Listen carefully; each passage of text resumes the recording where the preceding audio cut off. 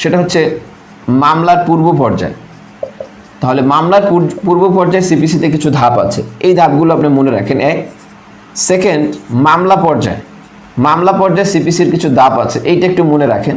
তৃতীয়ত হচ্ছে মামলা পরবর্তী পর্যায়। তাহলে এই 3টে স্টেপে ভাগ করে সিপিসিটাকে পড়তে পারি। এই যে 3টে স্টেপ, এই 3টে স্টেপের বাইরে আপনার শুধু 2টা জিনিস মনে রাখতে হবে। একটা হচ্ছে স্পেশাল স্যুট বা বিশেষ কিছু মামলা আছে, যেমন সরকারের বিরুদ্ধে মামলা। আরেকটা বিষয় মনে রাখতে হবে, কিছু অন্তর্বর্তীকালীন আদেশ আছে।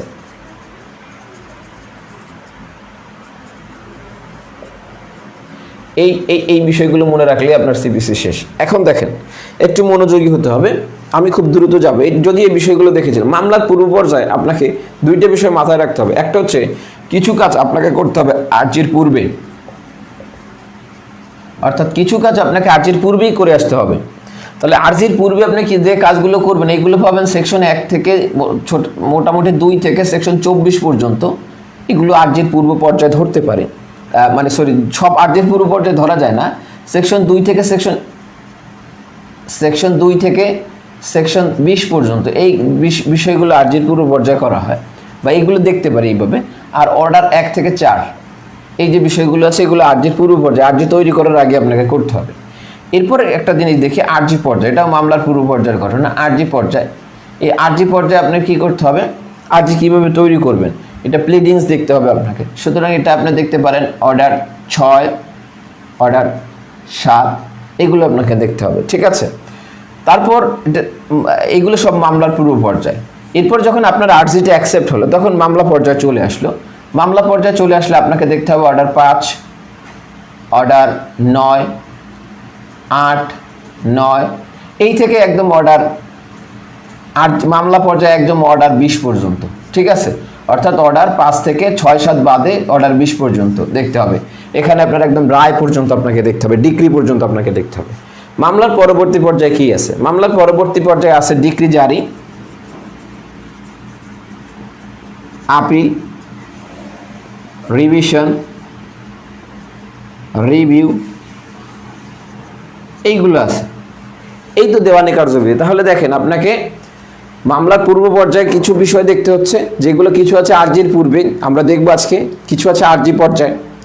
তারপর আর্জিটা যখন অ্যাকসেপ্টেড হলো, তখন আমাদের মামলার পর্যায়ে আমাদের দেখতে হবে অর্ডার 5 থেকে 20 পর্যন্ত। এখানে ইস্যু গঠন, সাক্ষ্য গ্রহণ, সাক্ষ্যদের উপর সমন, বিবাদীর উপর সমন, লিখিত জবাব, এই বিষয়গুলো।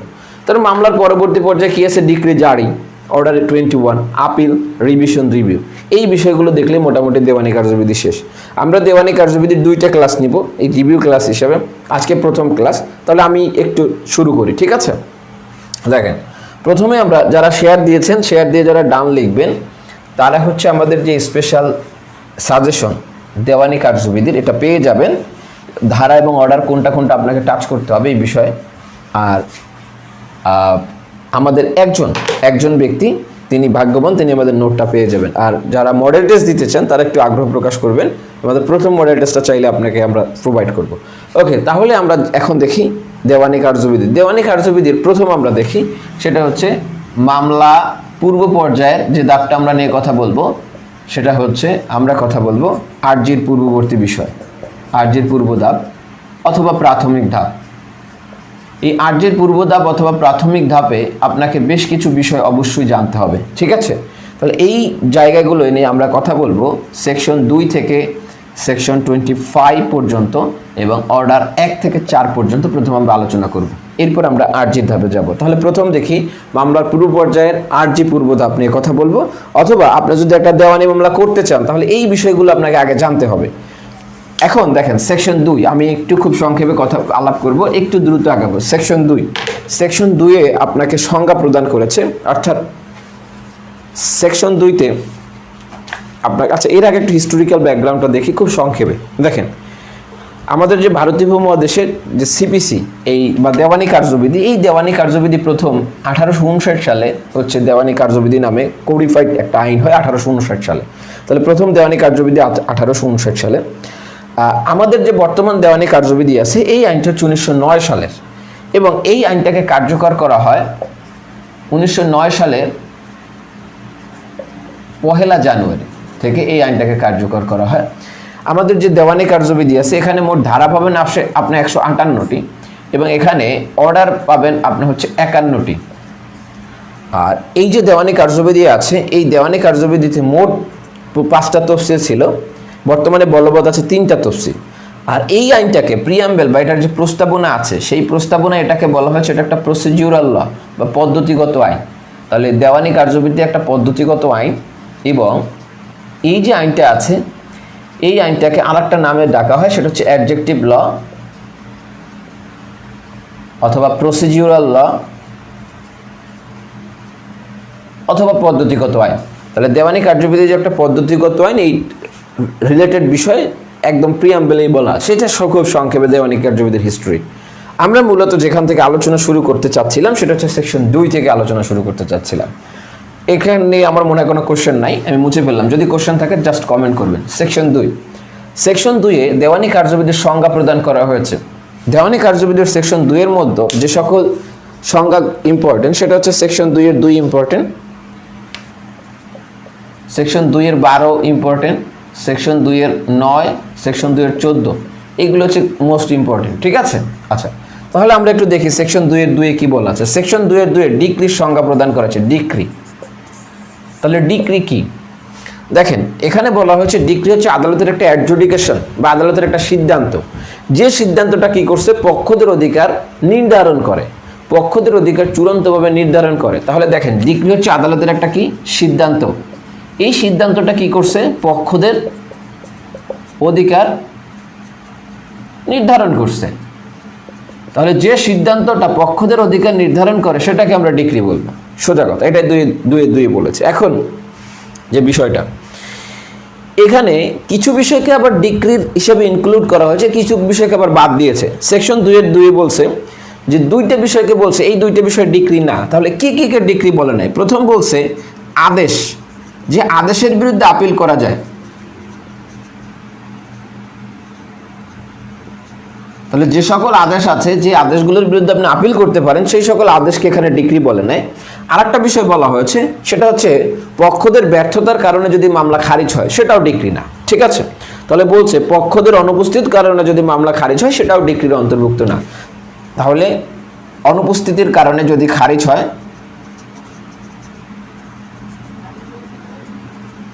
এটাও ডিক্রি বলা হয় নাই। ঠিক আছে, ওকে। 2টা বিষয়, এই 2টা বিষয় আবার পক্ষদের অধিকার চূড়ান্তভাবে নির্ধারণ করে না, তারপরে ডিক্রি বলা হয়েছে। একটাকে বলা হচ্ছে রিজেকশন অফ প্লেইন্ট, এটাকে একটা ডিক্রি বলা হচ্ছে রিজেকশন অফ প্লেইন্ট বা আর্জি প্রত্যাখ্যান, এটাকে ডিক্রি বলা হয়েছে। আরেকটাকে ডিক্রি বলা হয়েছে যেটা মূলত হচ্ছে 144 ধারার যে আদেশ বা 144 ধারার যে ব্যবস্থা, এই ব্যবস্থাকে অর্থাৎ প্রত্যর্পণের যে আদেশ সেই প্রত্যর্পণের আদেশকেও ডিক্রি বলা হয়েছে। দেখেন এই রিজেকশন অফ প্লেন কি পক্ষদের অধিকার চূড়ান্তভাবে নির্ধারণ করে না, আবার 144 ধারার যে আদেশটা এটাও পক্ষদের অধিকার চূড়ান্তভাবে নির্ধারণ করে না। তাহলে না করলে এগুলোকে ডিক্রি বলা হয়েছে। তাহলে এই 2টাকে যেহেতু ডিক্রির শর্ত পূরণ না করলেও ডিক্রি বলা হয়েছে, এই কারণে এই 2টাকে বলা হয় ডিম ডিক্রি। ঠিক আছে, বা প্রায় ডিক্রি। আর তাহলে আমরা দেখলাম যে কোন 2টাকে ডিক্রি বলা হয় না, কোন 2টাকে ডিক্রি বলেছে। এখন এটার একটা ব্যাখ্যা আছে, এই ব্যাখ্যা যদি অনুসরণ করেন তাহলে এখানে দেখবেন 3 ক্যাটাগরির ডিক্রির কথা বলেছে। যদিও অনেক বইতে পাবেন 2 ক্যাটাগরির ডিক্রি, এটা শুদ্ধ নয়। তাহলে আপনি কয় ক্যাটাগরির ডিক্রি পাবেন? 3 ক্যাটাগরির। একটাকে বলেছে প্রাথমিক ডিক্রি, আরেকটাকে বলেছে চূড়ান্ত ডিক্রি, আরেকটাকে বলেছে আংশিক প্রাথমিক, আংশিক চূড়ান্ত। তাহলে এই হচ্ছে ডিগ্রি। খুব দ্রুত লেখে, এই কারণে হাতের লেখা না বুঝতে পারলেও সমস্যা নাই, যে মৌখিক আলোচনাটা একটু শুনেন। তাহলে ডিগ্রি কাকে বলে, ডিগ্রি কোন কোন বিষয়কে ডিগ্রি বলা হচ্ছে, কোন কোন বিষয়কে ডিগ্রি বলা হয় নাই, তারপর হচ্ছে ডিগ্রি কয় প্রকার, এইটাই হচ্ছে ডিগ্রি থেকে এতটুকু জানলে আমাদের চলবে। দ্বিতীয় যে বিষয়টা নিয়ে আমরা কথা বলবো সেটা হচ্ছে সেকশন 2-14। আচ্ছা, 2-14 নিয়ে একটু কথা বলি। সেকশন 2-14 বলা হয়েছে আদেশ কাকে বলে এই সংজ্ঞা প্রদান করা হয়েছে। ঠিক আছে, এখন দেখেন সেকশন 2-14টা যদি আমরা দেখি, এখানে বলেছে যে আদেশকে বলা হচ্ছে দেওয়ানি আদালতের সিদ্ধান্ত। তাহলে এখানে শুধু শেষ করেছে একটা কথা বলে, সেটা হচ্ছে আদেশ কি, আদেশ হচ্ছে দেওয়ানি আদালতের সিদ্ধান্ত। সেকশন 2-14 এখানে বলছে এটা শুধু সিদ্ধান্তের কথা বলছে, দেওয়ানি আদালতের একটা সিদ্ধান্ত। এখন এই সিদ্ধান্ত কি পক্ষদের অধিকার চূড়ান্তভাবে নির্ধারণ করবে কি করবে না, এরকম কিছু বলা হয় না। তাহলে যেটা পক্ষদের অধিকার চূড়ান্তভাবে নির্ধারণ করে সেটা ডিক্রি, যেটা করে না সেটা আদেশ, সোজা কথা। আর একটা বিষয়, আদেশকে আমরা দুইভাবে বিভক্ত করতে পারি। একটা হচ্ছে অ্যাপিলেবল আদেশ, যে আদেশের বিরুদ্ধে আপিল যোগ্য, দুই আপিল অযোগ্য। এখন আপনার শুধু এই তিনটি ইনফরমেশন মনে রাখলে হবে, আদেশ কাকে বলে, কোথায় আছে, কয় প্রকার, শেষ। তৃতীয় যে বিষয়টা নিয়ে আমরা কথা বলবো সেটা হচ্ছে রায়। রায় নিয়ে কথা বলছে সেকশন 2-9, ঠিক আছে। সেকশন 2-9 বলেছে রায় কাকে বলে। রায় বলতে বোঝানো হয়েছে, রায় বলতে বুঝিয়েছে যে আদেশ এবং ডিক্রিটা যে দিল এটার ভিত্তি হিসাবে কিছু যুক্তি আদালতকে দিতে হবে। আমি চাইলেই তো সব কিছু করতে পারবো না, আদালত চাইলেও সব কিছু করতে পারবে না। তাহলে আদালত যেহেতু রায় এবং আদেশের ডিক্রি হিসাবে, ভিত্তি হিসাবে জজ সাহেব যে মানে বিবৃতিটা দেয়, তাহলে রায়কে কি বলা হয়, আদেশ বা ডিক্রির ভিত্তি হিসাবে প্রদত্ত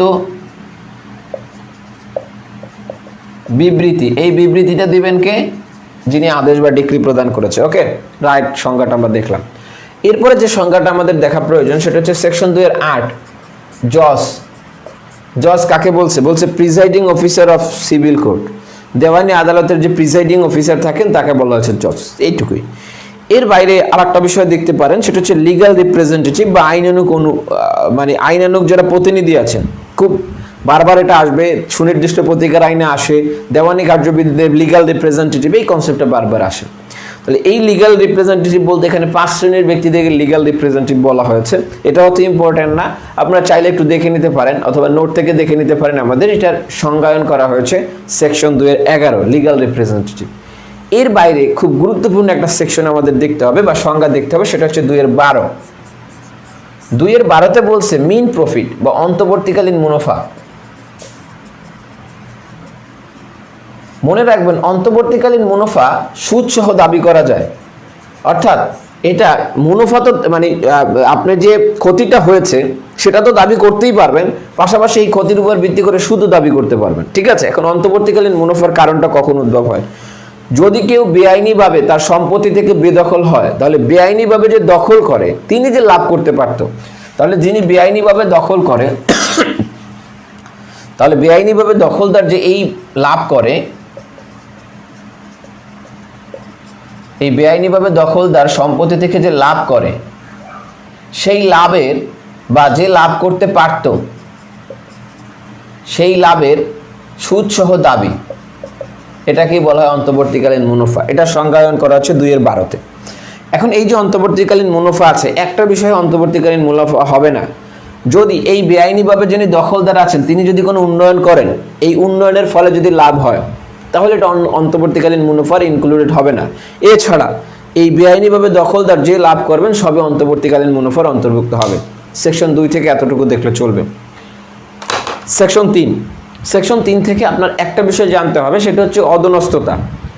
দেখেন, সুনির্দিষ্ট যেটাকে সিভিল কোর্টস অ্যাক্ট, এখানে সেকশন 3 বলছে আদালতের গঠন বা আদালত কয় ক্যাটাগরির আদালত আছে, 5 ক্যাটাগরির আদালত আছে।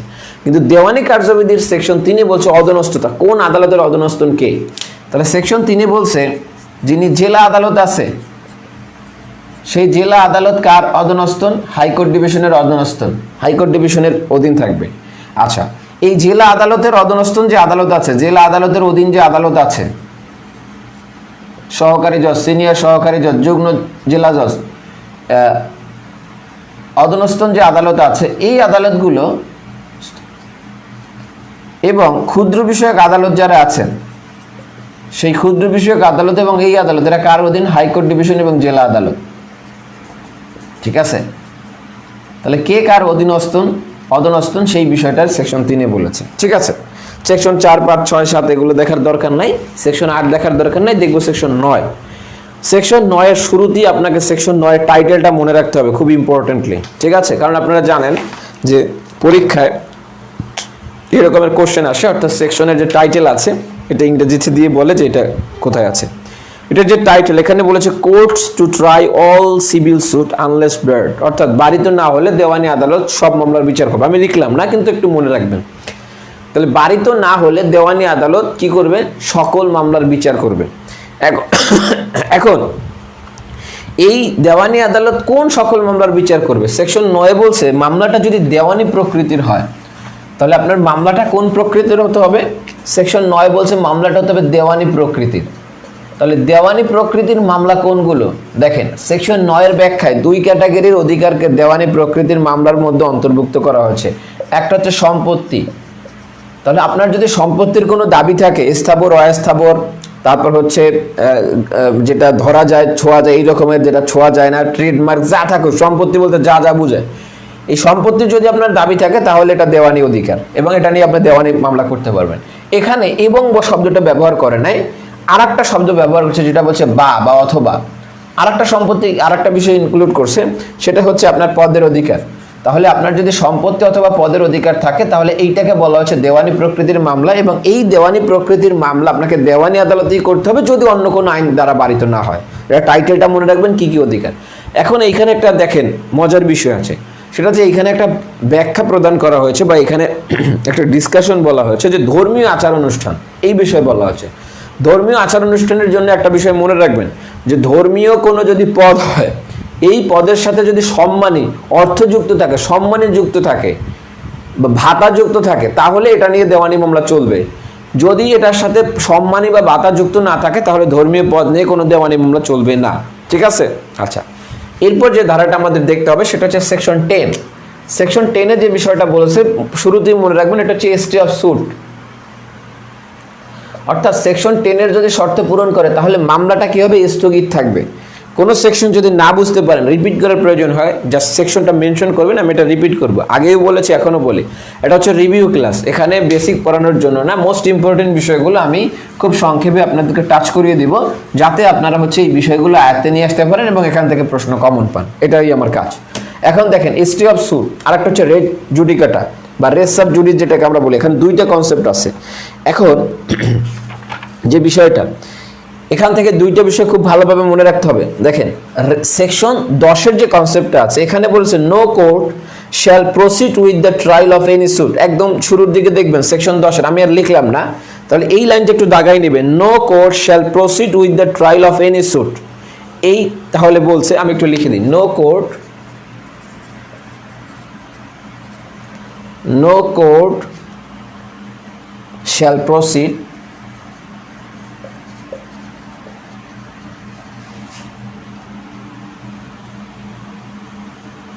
with the trial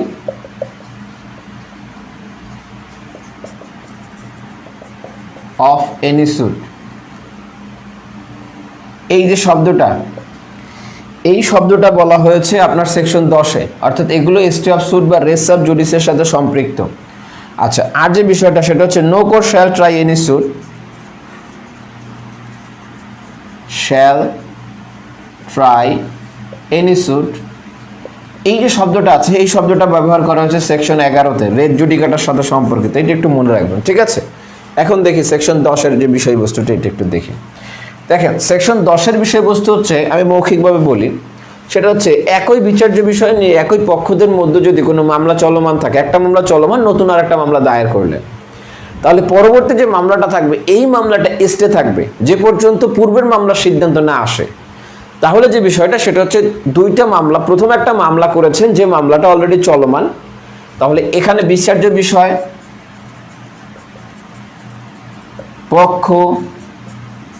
পক্ষের স্বার্থ, এই সব বিষয়গুলো same.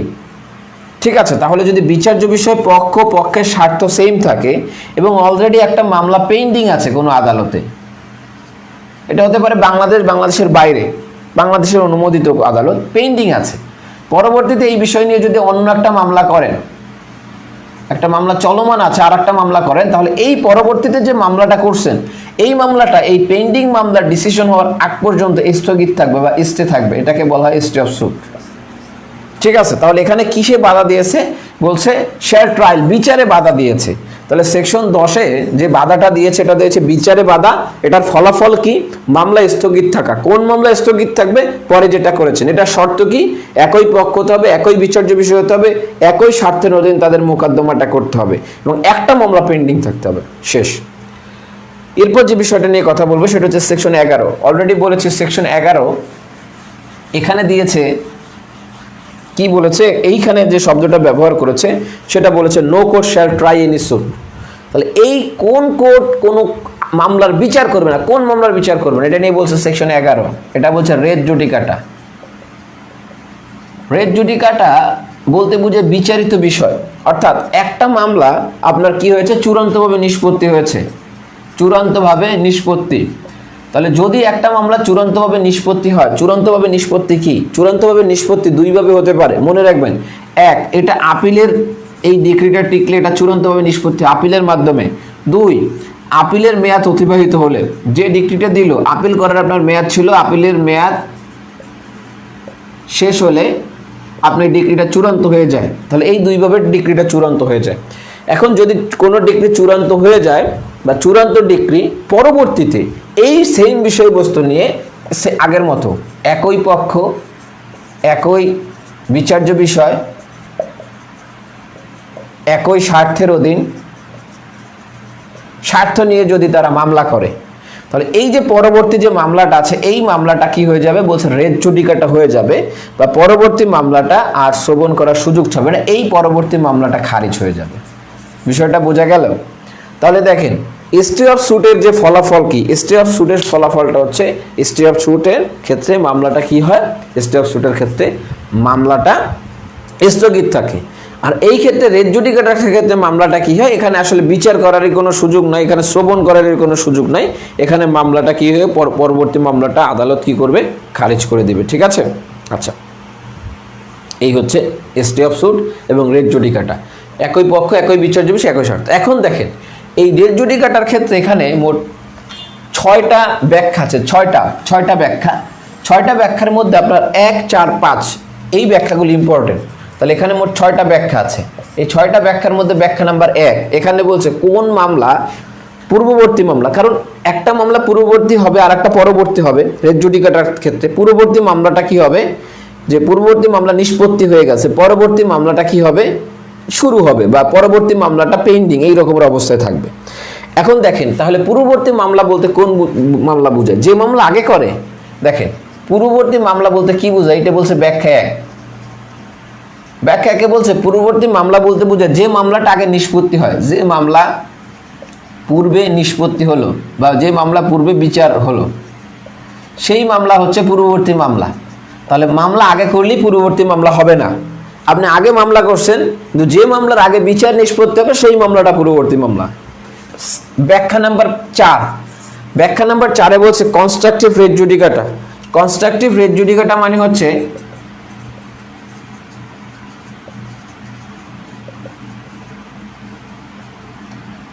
Constructive race judicata, constructive race judicata মানে হচ্ছে পরোক্ষ রেস জুডিকাটা। পরোক্ষ রেস জুডিকাটা কি, অর্থাৎ আপনি প্রথম মামলায় যে দাবিটা করতে পারতেন, যে মামলাটা অলরেডি নিষ্পত্তি হয়েছে, সেই মামলায় আপনি যে দাবি করতে পারতেন বা করা উচিত ছিল আপনি করেন নাই।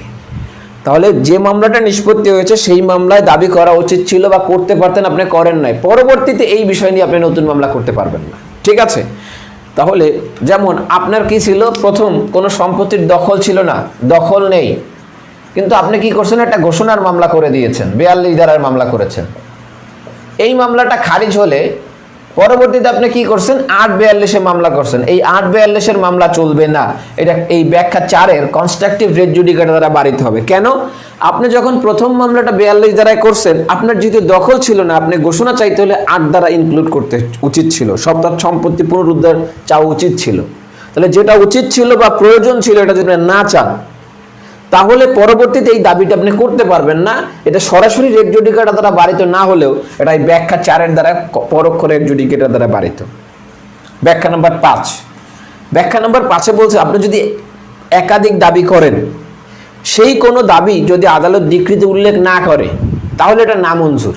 তাহলে আপনি যদি একাধিক কোনো দাবি থাকে বা কোনো দাবি থাকে, এই দাবির মধ্য থেকে আদালত যদি হ্যাঁ দেখেন এখানে বলছে আর্জিতে যে প্রতিকার প্রার্থনা করা হয়েছে ডিক্রিতে তার সুস্পষ্ট অনুমোদন যদি না হয়, তাহলে এটা যদি ডিক্রিতে সুস্পষ্ট অনুমোদন না থাকে, ডিক্রিতে সুস্পষ্ট অনুমোদন না থাকে, তাহলে এটা কি হবে, এইটা নামঞ্জুর হিসাবে গণ্য হবে, অর্থাৎ এই বিষয় নিয়ে আবার নতুন মামলা চলবে না। বোঝা গেল? অর্থাৎ আপনি ধরেন মিন প্রফিট চাইছেন, সম্পত্তির দখল পুনরুদ্ধার চাইছেন, আদালত আপনাকে শুধু সম্পত্তির দখল পুনরুদ্ধার দিল, মিন প্রফিট দেয় নাই, পরবর্তীতে আপনি শুধু মিন প্রফিটের দাবিতে মামলা করতে পারবেন না। আপনি ক্ষতিপূরণ চাইলেন, সম্পত্তির দখল পুনরুদ্ধার চাইলেন, সম্পত্তির দখল পুনরুদ্ধার মঞ্জুর হলো, ক্ষতিপূরণের কথা আদালত ডিক্রিতে উল্লেখ করে নাই, এই ব্যাখ্যা নাম্বার 5 অনুযায়ী আপনি এটাও নামঞ্জুর হয়েছে মর্মে গণ্য হবে এবং এই বিষয় নিয়ে আপনি কি করতে পারবেন না, পরবর্তীতে মামলা করতে পারবেন। এটা হচ্ছে রেট জুডিকাটা। আচ্ছা, এটা যদি বোঝা যায়, কোনো কোশ্চেন থাকলে কোশ্চেন করবেন, ক্লাস কেমন লাগতেছে সেটা জানাবেন। খুব ইম্পর্টেন্ট বিষয়গুলো খুব দ্রুত টাচ করার আমরা চেষ্টা করতেছি, যাতে আপনাদের শেষ মুহূর্তে একটু মনে থাকে এবং শেষ মুহূর্তের গুরুত্বপূর্ণ বিষয়টা আপনারা বুঝতে পারেন। ক্লাস কেমন লাগতেছে জানাবেন, যারা শেয়ার দিবেন শেয়ার দিয়ে ডান লিখবেন, শেয়ার দিলেই সিপিসির স্পেশাল সাজেশন। ওকে, আচ্ছা এখন আর যারা লাস্ট হোপ, আমাদের লাস্ট হোপ প্যাকেজে মডেল টেস্ট, 12টা মানসম্মত মডেল টেস্ট, এই রকমের রিভিউ ক্লাস এবং নোট পেতে চান, আপনার লাস্ট মুহূর্তে শুধু নোট পড়েন, পাস নোট পেতে চান, উপরের নাম্বারে যোগাযোগ করেন। ওকে, এখন আমরা যে বিষয়টা নিয়ে কথা বলবো সেটা হচ্ছে সেকশন 15। সেকশন 15 বিষয়টাও গুরুত্বপূর্ণ। এখানে যেটা গুরুত্বপূর্ণ, রিটেনে অনেকবার কোশ্চেন এসেছে, এখানে একটা শব্দ ব্যবহার করা হচ্ছে, বলছে every suit shall be instituted in the court of lowest grade competent to try it. অর্থাৎ যোগ্যতা সম্পন্ন সর্বনিম্ন আদালতে আপনাকে মামলাটা দায়ের করতে হবে। তাহলে দেখেন, আপনি যখন একটা মামলা দায়ের করবেন তখন আপনাকে সিদ্ধান্ত নিতে হবে যে আপনি কোন আদালতে মামলা দায়ের করবেন। তাহলে এই আদালতের মামলা দায়ের করলে অনেক ক্যাটাগরির এখতিয়ার আছে। একবার বার কাউন্সিল পরীক্ষা এসেছিল, আদালতের দেওয়ানি আদালতের এখতিয়ার কত প্রকার? ম্যাক্সিমাম বইতে লেখা 3 প্রকার, কেউ কেউ 5 প্রকারও বানিয়েছে, এটা হবে 2 প্রকার। বলেছিলাম এটা বিচার প্রক্রিয়া বই থাকলে দেখবেন, বিচার প্রক্রিয়া থেকে এটা হুবহু প্রশ্ন দিয়েছে, ঠিক আছে?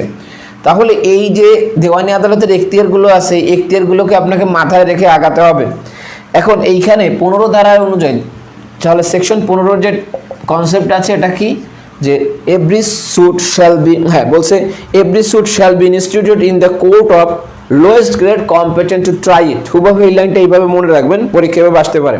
দ্বিতীয় যে বিষয়টা সেটা হচ্ছে এই যে যোগ্যতা সম্পন্ন আদালত, এই যোগ্যতা কিসের ভিত্তিতে নির্ধারণ করছে? যোগ্যতা, এই যে বলছে যোগ্যতা সম্পন্ন আদালত, এটা কিসের ভিত্তিতে? অনেক ক্যাটাগরির এখতিয়ার আছে। কোন ক্যাটাগরির? বলছে এটা আর্থিক এখতিয়ারের উপর ভিত্তি করে যোগ্যতা নির্ধারণ করবে। আর্থিক এখতিয়ার, তাহলে 15 ধারার সাথে কি আদালতের কোন যোগ্যতার সম্পর্ক, কোন এখতিয়ারের সম্পর্ক? আর্থিক এখতিয়ারের সম্পর্ক। এরপর যে বিষয়টা 15 ধারা এতটুকু জানলে চলবে, টাইটেল। আচ্ছা, এবং এখান থেকে একটা কাজ করতে পারে, ধরেন হচ্ছে এইভাবে দিল every suit shall be institute the court of lowest grade, ফাঁকা দিল, নিচে কি হবে? গ্যাস দিল। তাহলে এইটা একটু ভালো করে মনে রাখবেন, এই সকল যে সকল ইম্পর্টেন্ট বিষয়গুলো আছে যেগুলো বলি। এরপর এটা দেখার আর দরকার নাই। এখন দেখেন, আমরা সেকশন 16 থেকে 20 পর্যন্ত দেখব, অর্থাৎ আদালতের এখতিয়ার নিয়ে কথা বলেছে। এখন এইখানে যে বিষয়টা বলেছে সেটা হচ্ছে আদালতের আঞ্চলিক এখতিয়ার নিয়ে কথা বলেছে। তাহলে এখন আমরা দেখব আঞ্চলিক এখতিয়ার। তাহলে আদালতের এখতিয়ার কয় প্রকার? 2 প্রকার এখতিয়ার, একটা হচ্ছে আঞ্চলিক আর একটা হচ্ছে আর্থিক।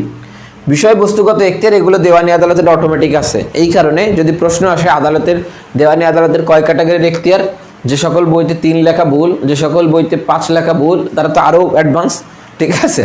তাহলে যেটা 2 প্রকার, এটা কোথায় দিয়ে কোশ্চেন করেছে বলে দিয়েছি, মিলিয়ে নেবেন।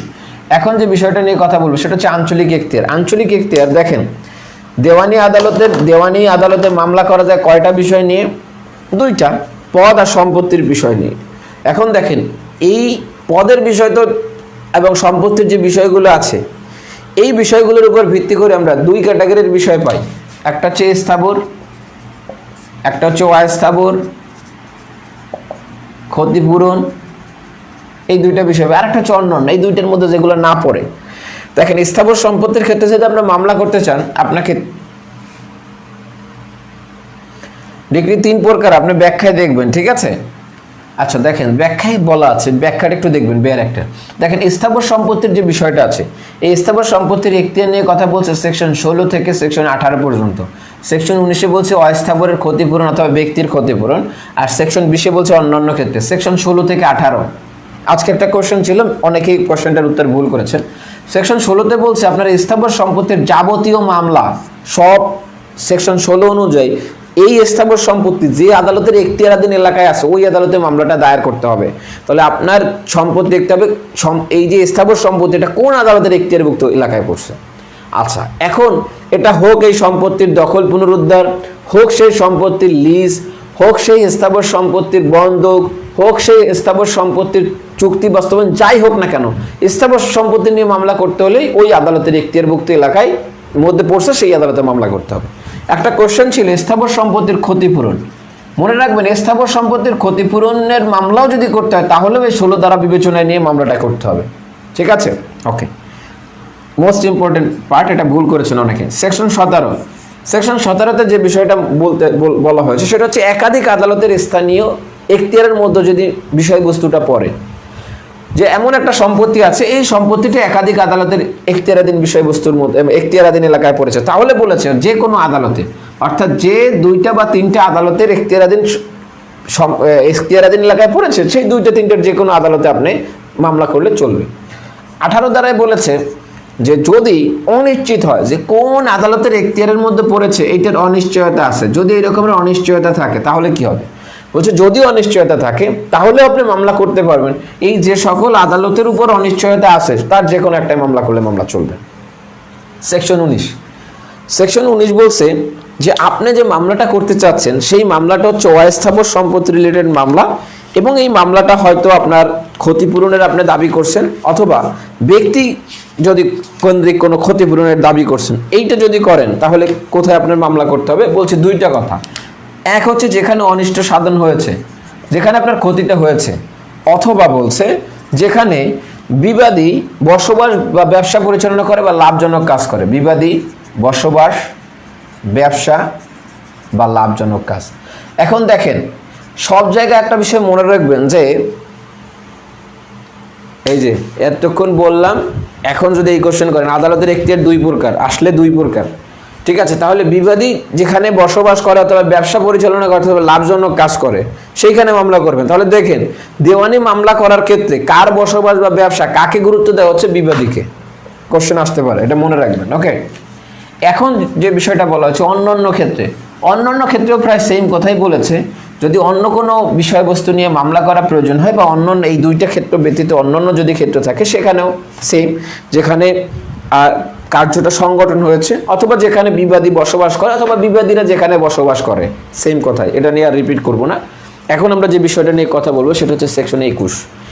এখানে বলছে এখতিয়ার সম্পর্কে যদি আপনার কোনো আপত্তি থাকে, যেমন আমি বলতে চাচ্ছি এই আদালতের এখতিয়ার আছে, কেউ বলতেছে এই আদালতের এখতিয়ার নাই, বিবাদী বলতেছে না এই আদালতের এখতিয়ার নেই, হতে তো পারে, তাহলে একটা আপত্তির সুযোগ আছে। তাহলে এখতিয়ার নিয়ে যদি আপনাকে আপত্তি দিতে হয় তাহলে আপত্তি দিতে হবে সেকশন 21, এখতিয়ার নিয়ে আপত্তি। এখন এখতিয়ার নিয়ে আপনি আপত্তি কখন দিবেন, কখন দিতে পারবেন? সেকশন 21 বলছে এটা দিতে হবে যে আদালতে মামলা দায়ের করা হয়েছে, অর্থাৎ প্রাথমিক আদালতে আপনাকে এখতিয়ার নিয়ে আপত্তি দিতে হবে। তাহলে আপত্তি দিতে হবে প্রাথমিক আদালতে বা যে আদালতে মামলা দায়ের করছে। হাইকোর্ট বা জেলা জজের কাছে এই আপত্তিটা দেয়া যাবে না। এখানে বলছে যে এই এখতিয়ার নিয়ে আপত্তিটা আপনাকে দিতে হবে প্রথম সম্ভাব্য সুযোগে অথবা বিচার্য বিষয় গঠনের পূর্বে অথবা বিচার্য বিষয় গঠনের পর্যায়ে। দেখেন সেকশন 21, এখানে চলে যান। দেখেন এখতিয়ার নিয়ে আপত্তি বলছে প্রথম সম্ভাব্য সুযোগ বিচার্য বিষয় গঠনের প্রকালে বা তার পূর্বে আপনাকে দিতে হবে। এরপরে আপনি চাইলে দিতে পারবেন, আদালত ন্যায় বিচারের স্বার্থে এটা মঞ্জুর করতে পারে। কিন্তু আপিল বা রিভিশন আদালতে যদি আপনি এই আপত্তি দিতে চান তাহলে আপনাকে অবশ্যই মনে রাখতে হবে এই আপিল বা রিভিশন আদালতে আপনাকে ন্যায় বিচার যদি ব্যাহত না হয় এই আবেদন আপনার মঞ্জুর করবে না, এখতিয়ার সম্পর্কে আপত্তি আপনার মঞ্জুর করবে না। তাহলে এখতিয়ার সম্পর্কে আপত্তি কোন আদালতে দিতে হবে, কখন দিতে হবে? আপিল এবং রিভিশন আদালতে এই আবেদন কি স্বার্থে আপনাকে মঞ্জুর করবে। ক্লিয়ার? আচ্ছা, আশা করি বুঝেছেন। এরপর যে বিষয়টা দেখি এটার কাছাকাছি, এটার সাথে, সেটা হচ্ছে মামলা ট্রান্সফার বা মামলা স্থানান্তর। দেখেন মামলা স্থানান্তর বিষয়টা খুব গুরুত্বপূর্ণ। একটা দেওয়ানি মামলা অনেক কারণে স্থানান্তর করা প্রয়োজন হতে পারে। সেকশন 22 এখানে বলছে মামলা স্থানান্তরের কথা। সেকশন 23-তে বলছে কার কাছে আবেদন করবেন মামলা স্থানান্তরের ক্ষেত্রে। সেকশন 24-এ বলছে এটাও মামলা স্থানান্তরের কথা বলছে, কিন্তু কিছু ভিন্ন কারণে। দেখেন সেকশন 22-এ বলছে এই আবেদনটা করতে পারবে শুধুমাত্র বিবাদী, তাহলে বাদী সেকশন 22-এ আবেদন করতে পারবে না। এই আবেদনে আপনাকে নোটিশ দিতে হবে। আপনি মামলা স্থানান্তর করতে চাইলে আপনাকে অপর পক্ষকে নোটিশ দিতে হবে, আদালত তাকে শ্রবণ করবে, তারপর সিদ্ধান্ত নেবে। এটার একটা কারণ আছে, একটা কারণে এই মামলা স্থানান্তর করা যায়, যেখানে একাধিক আদালতের বিচারের এখতিয়ার আছে, একাধিক আদালতের এখতিয়ার আছে, বিচারের এখতিয়ার। তাহলে যদি কোনো বিষয়বস্তু নিয়ে একাধিক আদালতের বিচারের এখতিয়ার আছে বা একাধিক আদালতের আঞ্চলিক এখতিয়ারের মধ্যে পড়ে, তাহলে এক অঞ্চল থেকে আপনি অন্য অঞ্চলে নিতে পারেন মামলাটা ট্রান্সফার করে। এটা আপনাকে কে চাইবে? এটা চাইতে হবে বিবাদীকে। বাদ এটা যেহেতু তিনি মামলা করেছেন, তিনি আর এই 22 দ্বারা স্থানান্তর চাইতে পারবেন না। এখন সেকশন 23 বলছে এই ক্ষেত্রে আপনি কার কাছে আবেদন করবেন? যে দুইটা আদালতে আপনি স্থানান্তর করতে চান, যে আদালত থেকে যে আদালতে নিতে চান, এটা যদি একই আপিল আদালতের এখতিয়ারভুক্ত হয়, একই আপিল আদালতের আওতাধীন হয়, তাহলে বলছে আপনি এই মামলাটা করবেন, এই আবেদনটা করবেন জেলা মানে আপিল আদালতে। সোজা কথা, একই জেলার যদি এক আদালত থেকে অন্য আদালতে নিতে চান, তাহলে আপনি এই কার কাছে করবেন? জেলা জজের কাছে, সোজা কথা। আর অন্যান্য ক্ষেত্রে আপনি কার কাছে করবেন? ভিন্ন আপিল আদালত হলে আপনি করবেন হাইকোর্ট ডিভিশনে এই আবেদনটা করবেন মামলা স্থানান্তরের। ঠিক আছে, ওকে। এখন আমরা যে বিষয়টা নিয়ে কথা বলবো, সেকশন 24। সেকশন 24-এ যে বিষয়টা বলেছে, এখানে বলেছে যে অনেকগুলো ক্ষমতার কথা বলেছে। দেখেন, আগে আমরা দেখছি শুধুমাত্র মামলা স্থানান্তরের বিষয়, এখানে বলেছে আপিল, মামলা, অন্যান্য আবেদন সব কিছু স্থানান্তর করা যায়। শুধু স্থানান্তর না, এটা যদি আপনি মনে করেন, সেখানে আপনি এটা চাইলে উইথড্র বা প্রত্যাহারও করতে পারেন। অর্থাৎ আদালত চাইলে এটাকে আপনার আবেদনের প্রেক্ষিতে আদালত এটাকে উইথড্র বা প্রত্যাহারও করতে পারে। তাহলে এখানে বলা হয়েছে মামলা, আবেদন, আপিল, এগুলা কি স্থানান্তর এবং প্রত্যাহারের ক্ষমতা। এই ক্ষমতা কাকে দিয়েছে? বলছে এই ক্ষমতা আছে হাইকোর্ট ডিভিশনের এবং জেলা জজের। এই ক্ষমতা কোন পর্যায়ে প্রয়োগ করতে পারে? মামলার যে কোনো পর্যায়ে প্রয়োগ করতে পারে। এইটা কে চাইতে পারে? বাদী অথবা বিবাদী চাইতে পারে। ঠিক আছে, তাহলে দেখেন, এইটা শুধু পারে বিবাদী, একটা কারণ। এখানে যে কোনো কারণে কি কি? মামলা, আবেদন, আপিল, এখানে শুধু মামলা। ঠিক আছে, তাহলে এই হচ্ছে পার্থক্য সেকশন 22 এবং সেকশন 24-এর। ওকে, তাহলে সেকশন 24-এ কি ক্ষমতা, সেকশন 22-এ কি ক্ষমতা, কে পারে কে পারে না, এই বিষয়গুলোই মোস্ট ইম্পর্টেন্ট, বা এই বিষয়গুলো গুরুত্বতার সহিত দেখবেন কার কাছে আবেদন করতে হবে, কোন ক্ষেত্রে আবেদন করবেন। ওকে, তাহলে আমরা দেখে ফেললাম সেকশন 24 পর্যন্ত। এখন আমরা যে বিষয়টা নিয়ে কথা বলবো সেটা হচ্ছে, যেহেতু আমরা একটু মিক্স পড়বো, অর্থাৎ যে বিষয়গুলোর সাথে যে বিষয় সম্পর্কিত সেই বিষয়গুলোর সাথে সেই বিষয় পড়বো, তাহলে আমরা বলছি যে আমাদের একটা আর্জি লেখার পূর্বে কিছু কিছু বিষয় জানতে হবে। এই বিষয়গুলো আর্জি লেখার পূর্বে আপনাকে জানতে হবে কোন আদালতের এখতিয়ার আছে, কোন আদালতে আপনি মামলা করবেন, তারপর হচ্ছে মামলা ট্রান্সফার মানে আপত্তি আপনি কোথায় দিবেন, এই বিষয়গুলো আপনাকে আগেই জানতে হবে। এটা যদি জানা হয়, তাহলে এখন আমরা যে বিষয়টা নিয়ে কথা বলবো সেটা হচ্ছে মামলার পক্ষ। আপনি কাকে পক্ষভুক্ত করবেন এটা আপনার আর্জি গঠনের আগে জানতে হবে। আপনি কাকে মামলার কিভাবে মামলাটা গঠন করবেন এটা আপনার আর্জির পূর্বে জানতে হবে। এখন আমরা দেখি মামলার পক্ষ। দেখেন, মামলার পক্ষ নিয়ে কথা বলছে অর্ডার 1-এ। অর্ডার 1-এর যে রুলগুলো দেখতে হবে, rule 1, rule 3, rule 8, rule 9, rule 10, এর বাইরে যদি পারেন রুল 12। এক কথায় মনে রাখবেন, এই রুলগুলো দেখলে শেষ। দেখেন, অর্ডার 1-এ রুল 1-এ বলছে একাধিক ব্যক্তি বাদী হতে পারবে, একাধিক ব্যক্তি বাদী। রুল 3-এ বলছে একাধিক ব্যক্তি বিবাদী হতে পারবে। তাহলে দেখেন, একজনকেই যে বাদী হতে হবে ব্যাপারটা এমন না, চাইলে একজন একাধিক ব্যক্তি বাদী হতে পারবে, আবার চাইলে একাধিক ব্যক্তি কি হতে পারবে? বিবাদী হতে পারবে। এখন যে বিষয়টা সেটা হচ্ছে, একাধিক ব্যক্তি যদি বাদী হতে চায় বা একাধিক ব্যক্তি যদি বিবাদী হতে চায়, তাহলে তাকে কি করতে হবে? দেখেন, যে দুইটা বিষয় মনে রাখতে হবে। একটা হচ্ছে, যে বিষয়টা নিয়ে আপনি প্রতিকার চাচ্ছেন সেটা যদি একই কার্য এবং একই লেনদেনের মাধ্যমে তৈরি হয়, তাহলে যে বিষয় নিয়ে প্রতিকার চাচ্ছেন সেটা যদি একই কার্য বা লেনদেনের মাধ্যমে যদি এই প্রতিকারটা আপনি চেয়ে থাকেন, এবং আপনারা যদি আলাদা আলাদা মামলা করলে আইনগত এবং ঘটনাগত একই প্রশ্নের উদ্ভব হয়, আইনগত ও ঘটনাগত একই প্রশ্নের উদ্ভব তাহলে আপনারা একত্রে বাদী এবং একত্রে বিবাদী শ্রেণীভুক্ত হতে পারবেন। ঠিক আছে, তাহলে একাধিক বাদী পক্ষ হতে পারবে, একাধিক বিবাদীও পক্ষ হতে পারবে। এখন এইখানে অনেকগুলো কনসেপ্ট আছে, নেসেসারি পার্টিস, প্রপার পার্টিস, নন জয়েন্ডার, মিড জয়েন্ডার, আপাতত জানার দরকার নাই, এইটুকুই জানেন। এরপর যে কনসেপ্টটা নিয়ে কথা বলবো, সেকশন 8। সেকশন 8-এ বলছে রিপ্রেজেন্টেটিভ স্যুট, বা যেটাকে আমরা বলে থাকি প্রতিনিধিত্বমূলক মোকদ্দমা। তাহলে রিপ্রেজেন্টেটিভ স্যুট নিয়ে কথা বলছে সেকশন 8, সরি রুল 8-এ, সেকশন বলে বলছি।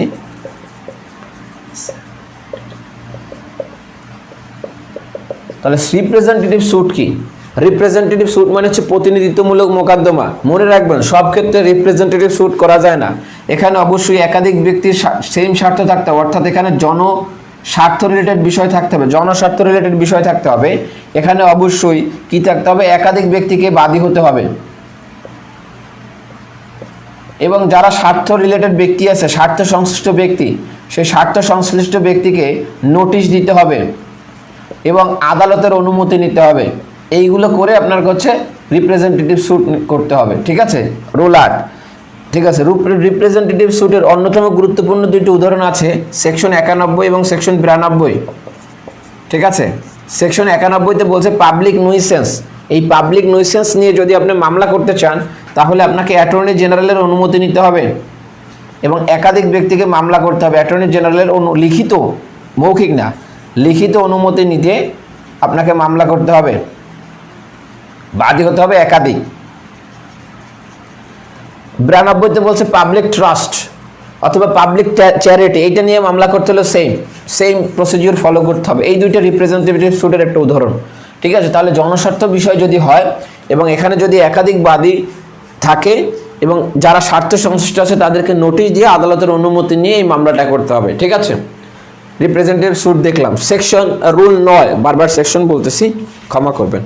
রুল 9 যে বিষয়টা বলা হয়েছে, এখানে বলা হয়েছে, দেখেন আমি বলছি, আমরা বলি বা আমি বলেছি যে আপনাদের কিছু কিছু প্রশ্ন আছে যেগুলো আপনাকে কনফিউজ করার জন্য প্রশ্নকর্তা প্রশ্ন করে। অর্থাৎ অনেক সময় দেখা যায় হুবহু ইংরেজি টার্ম তুলে দিয়ে বলে এটা কোথায় আছে। রুল 9টা হুবহু মনে রাখতে হবে।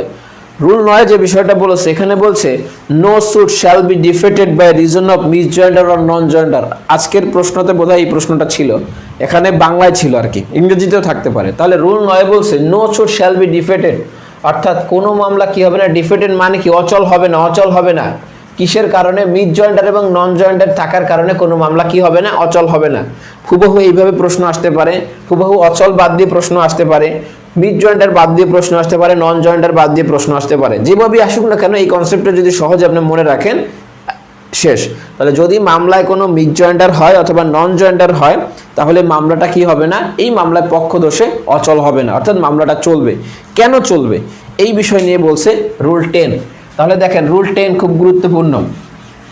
রুল 10-এর 1, 2, 4, 5 খুব গুরুত্বপূর্ণ। দেখেন রুল 10-এর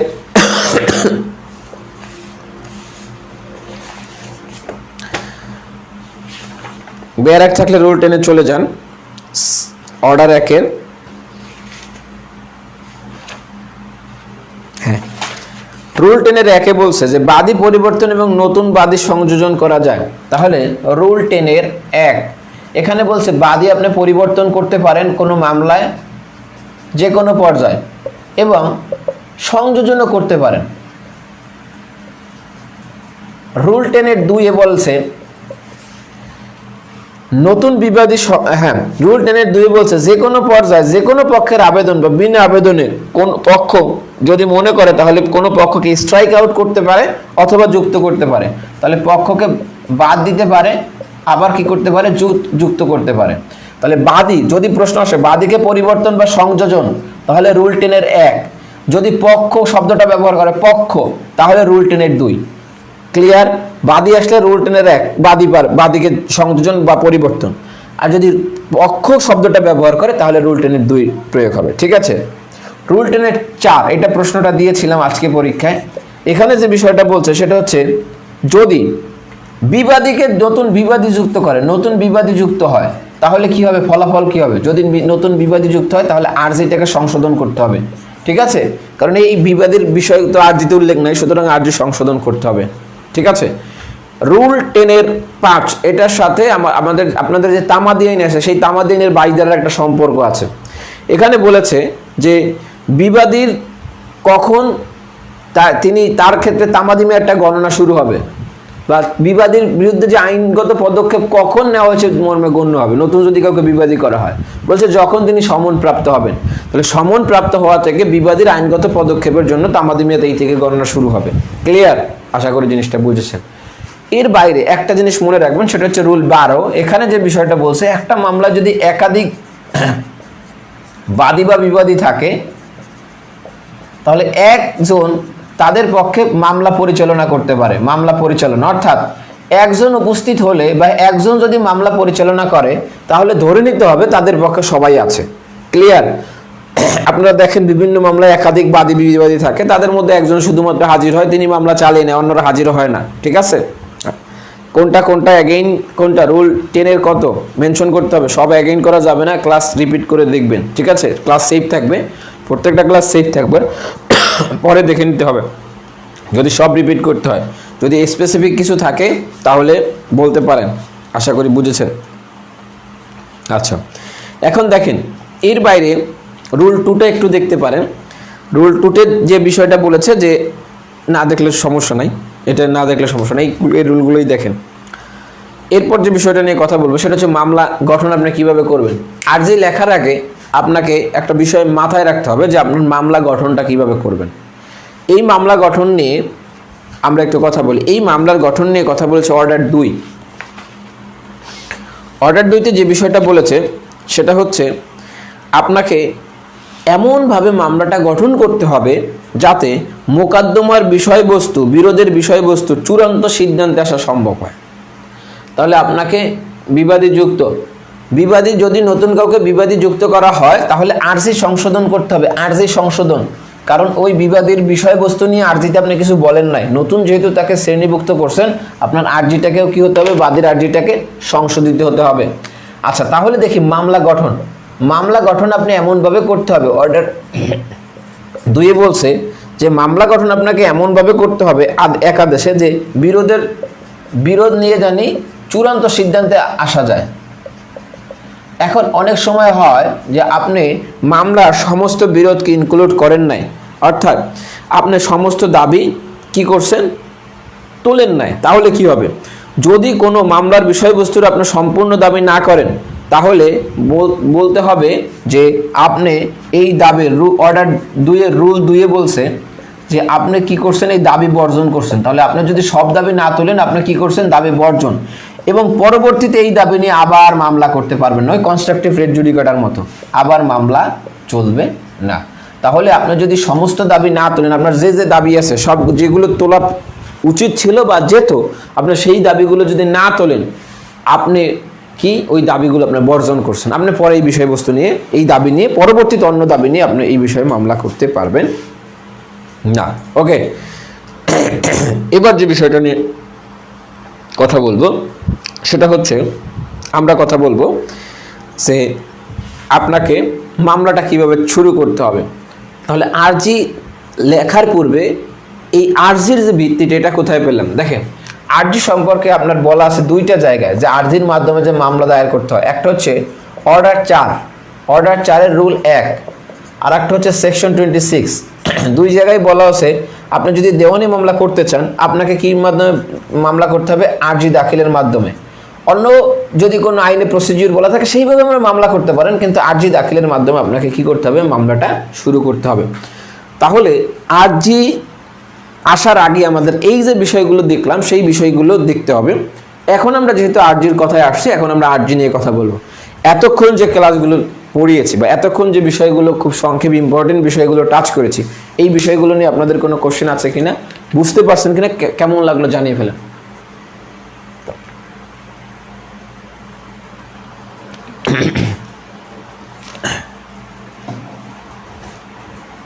আপনাদের ক্লাস কেমন লাগছে?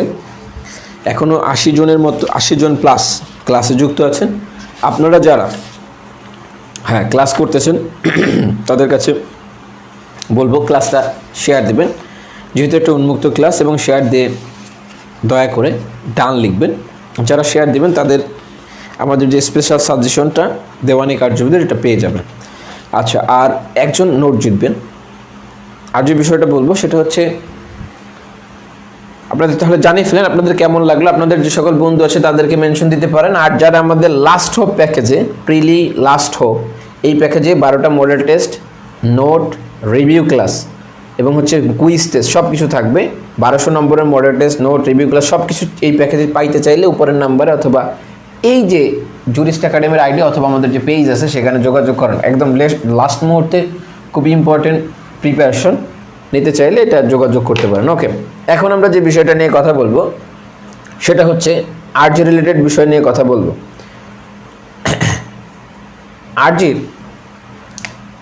আরজি কীভাবে লিখবে এটা দেখতে হলে দুইটা অর্ডার আমাদের অনুসরণ করতে হবে, অর্ডার 6 এবং অর্ডার 7। দেখেন অর্ডার 6 যদিও প্লিডিংস নিয়ে কথা বলেছে, এই প্লিডিংস নিয়ে কথা বললেও এই প্লিডিংসের মধ্যে আরজি এবং লিখিত জবাব দুইটাই থাকে। তাহলে আরজির কিছু সাধারণ নিয়ম অর্ডার 6 বলেছে, আর কিছু স্পেসিফিক আরজির সাথে যেগুলো সম্পর্কিত এটা 7 বলেছে। তাহলে আমরা একটু অর্ডার 6 নিয়ে কথা বলি। অর্ডার 6-এর প্রথম যে বিষয়টা দেখবো সেটা হচ্ছে রুল 1। রুল 1-এ বলছে প্লিডিং কাকে বলে।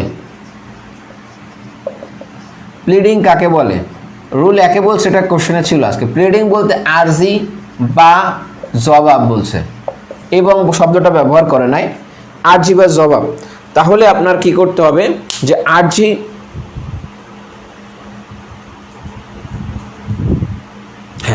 তাহলে আপনার কি হবে আরজি বা জবাব। তাহলে আরজি অথবা জবাব দুইটা বিষয়কেই আমাদের প্লিডিংয়ের অন্তর্ভুক্ত করা হয় বা প্লিডিং বলতে আমরা বুঝি। এখন যে বিষয়টা সেটা হচ্ছে একটা রুল 2-এর কনসেপ্টটা একটু মনে রাখতে হবে। এখানে যে একটা শব্দ ব্যবহার করেছে যে pleadings two state materials fact, খুব একদম এইভাবে মনে রাখতে হবে। এটা কোথায় আছে এইভাবে প্রশ্ন আসতে পারে, অর্থাৎ গুরুত্বপূর্ণ তথ্যাদি দিয়ে আপনার প্লিডিং হতে হবে। তাহলে এখানে দেখেন, এখানে আপনি কোনো সাক্ষী উপস্থাপন করবেন না, এখানে আপনি অপ্রয়োজনীয় কোনো আলাপ করবেন না, এখানে আপনার যে বিষয়গুলো গুরুত্বপূর্ণ সেই বিষয়গুলো উল্লেখ করবেন এবং আপনার যে দাবিটা আছে সেই দাবিটা আপনি উল্লেখ করবেন এবং এটা হবে সংক্ষিপ্ত আকারে। তাহলে দেখেন pleadings two state materials fact কোথায় বলা আছে, এটা বলা আছে রুল 2-এ যে প্লিডিং মে স্টেট ম্যাটেরিয়াল ফ্যাক্ট। এটা একটু এইভাবে মনে রাখেন। এরপরে যে বিষয়টা আমাদের দেখতে হবে সেটা হচ্ছে আমরা চলে যাব রুল 14। রুল 14-তে বলছে যে কে কে প্লিডিংয়ে স্বাক্ষর করবে। প্লিডিং মানে আরজি রিটেন স্টেটমেন্ট, তাহলে কে স্বাক্ষর করবেন? এই রুল 14 অনুযায়ী এখানে স্বাক্ষর করবেন যিনি পক্ষ আছে, পক্ষ, সেই পক্ষ এবং আইনজীবী উভয় কিন্তু স্বাক্ষর করবে, একজনে না, পক্ষ এবং আইনজীবী উভয়। আপিলের ক্ষেত্রে কিন্তু পক্ষ অথবা আইনজীবী, কিন্তু এক্ষেত্রে পক্ষ এবং উভয়ের স্বাক্ষর করতে হবে। এরপর যে বিষয়টা বলেছে সেটা হচ্ছে রুল, যেটাকে আমরা বলে থাকি ভেরিফিকেশন, যেটাকে আমরা বলে থাকি সেই ভেরিফিকেশন কে করবে রুল 15-তে, অর্থাৎ সত্যপাঠ কে করবে। বলছে সত্যপাঠ আইনজীবী করতে পারবে না। তাহলে রুল 15 অনুযায়ী সত্যপাঠ কে করবে? রুল 15 অনুযায়ী সত্যপাঠ করবে যিনি পক্ষ আছেন তিনি, অথবা এই বিষয়ের যিনি সত্যতা জানেন, অথবা শব্দটা ব্যবহার করেছে এবং বলে নাই, দ্যাটস ইম্পর্টেন্ট। তাহলে কি বলছেন? যিনি এই বিষয়ে সত্য সম্পর্কে জানেন তিনি সত্যতা প্রতিপাদন করবেন অথবা পক্ষ। আচ্ছা, এখন এইখানে সবথেকে গুরুত্বপূর্ণ দুইটা বিষয়, একটা হচ্ছে striking out of pleadings rule 16, আর একটা হচ্ছে অ্যামেন্ডমেন্ট অফ প্লিডিংস রুল 17। এখন দেখেন স্ট্রাইকিং আউট বা বাদ দেয়া, কেটে ফেলা, তাহলে রুল 16 অনুযায়ী প্লিডিংসটাকে কেটে ফেলা কিভাবে যায়? তিনটা বিষয় থাকলে একটা প্লিডিংসটাকে বাদ দেওয়া যায় বা প্লিডিংসের কোনো অংশ কেটে ফেলা যায়, বাদ দেওয়া যায়। তাহলে এটা যায় কোন স্টেজে? মামলার ডিগ্রির আগে বলছেন না, এটা যে কোনো পর্যায়ে যায়। তাহলে মামলার যে কোনো পর্যায়ে মনে রাখতে হবে যে কথাগুলো বলে, খুব ইম্পর্টেন্ট কথা, একদম চুম্বক অংশ অফ দ্য সেকশন বা রুল, এইটা খুব ইম্পর্টেন্ট। তাহলে যে কোনো পর্যায়ে আপনি এটা করতে পারেন। এখন এই যে কোনো পর্যায়ে আপনি করতে পারেন তিনটা বিষয় থাকলে। এক বলছে যদি এখানে অপ্রয়োজনীয় কোনো বিষয় থাকে যেটা এই মামলার ক্ষেত্রে কোনো প্রয়োজন নাই, অপ্রয়োজনীয় বিষয়। দুই বলছে এখানে যদি কুৎসাজনক কোনো বিষয় থাকে, কুৎসাজনক, তাহলে এটাকে কেটে বাদ দেওয়া যাবে। তিন বলছে যে এখানে রুল 14-তে বলছে কে স্বাক্ষর করবেন প্লিডিংয়ে, বলছে পক্ষ এবং তার আইনজীবী, ঠিক আছে। তারপর তিন যে বিষয় বলছে এমন বিষয় দেখে যেগুলো মোকদ্দমা বিচারে বাধাগ্রস্ত, যেটাকে বিচার বাধাগ্রস্ত অথবা বিলম্বিত করে। তাহলে এই বিষয়গুলো প্লিডিং থেকে কি করতে হবে? কেটে বাদ দেওয়া যাবে। এখন দেখেন এই রুল 16তে শুধুমাত্র স্ট্রাইকিং আউট শব্দটা ব্যবহার করে নাই বা স্ট্রাইক আউট শব্দটা ব্যবহার করে নাই, এখানে অ্যামেন্ডমেন্ট শব্দটাও ব্যবহার করেছে।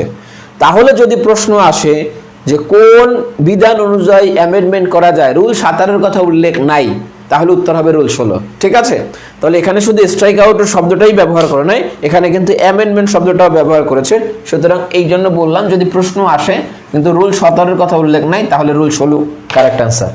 রুল 17 এখানে বলছে সংশোধন, তাহলে প্লিডিং আপনি সংশোধন করতে পারেন, সেম মামলার যে কোনো পর্যায়ে আপনি সংশোধন করতে পারেন। ঠিক আছে, এখন এই যে সংশোধনটা করবেন, এই সংশোধনের ক্ষেত্রে আদালতকে আপনার দুইটা বিষয় বিবেচনায় নেওয়ার কথা বলেছে। প্রথম বলছে যে এই সংশোধনটা প্রয়োজনীয় কিনা, বিরোধ নিষ্পত্তির জন্য প্রয়োজন কিনা, এটা আদালত মূল্যায়ন করবে। দ্বিতীয় আদালত যে বিষয়টা দেখবে সেটা হচ্ছে এটা মামলার সুষ্ঠু বিচার ক্ষতিগ্রস্ত, হ্যাঁ এটা দেখবে অপর পক্ষ ক্ষতিগ্রস্ত হচ্ছে কিনা, ক্ষতিগ্রস্ত, তাহলে যে পক্ষ চাচ্ছে তার বিপরীত পক্ষ ক্ষতিগ্রস্ত হচ্ছে কিনা, এই বিষয়ে দেখবে সংশোধনের আগে। এখন যে বিষয়টা সেটা হচ্ছে যদি আপনার বিচার শুরুর পর সংশোধন করতে হয়, তাহলে এখানে অ্যামেন্ডমেন্ট করে একটা শর্ত প্রদান করেছে।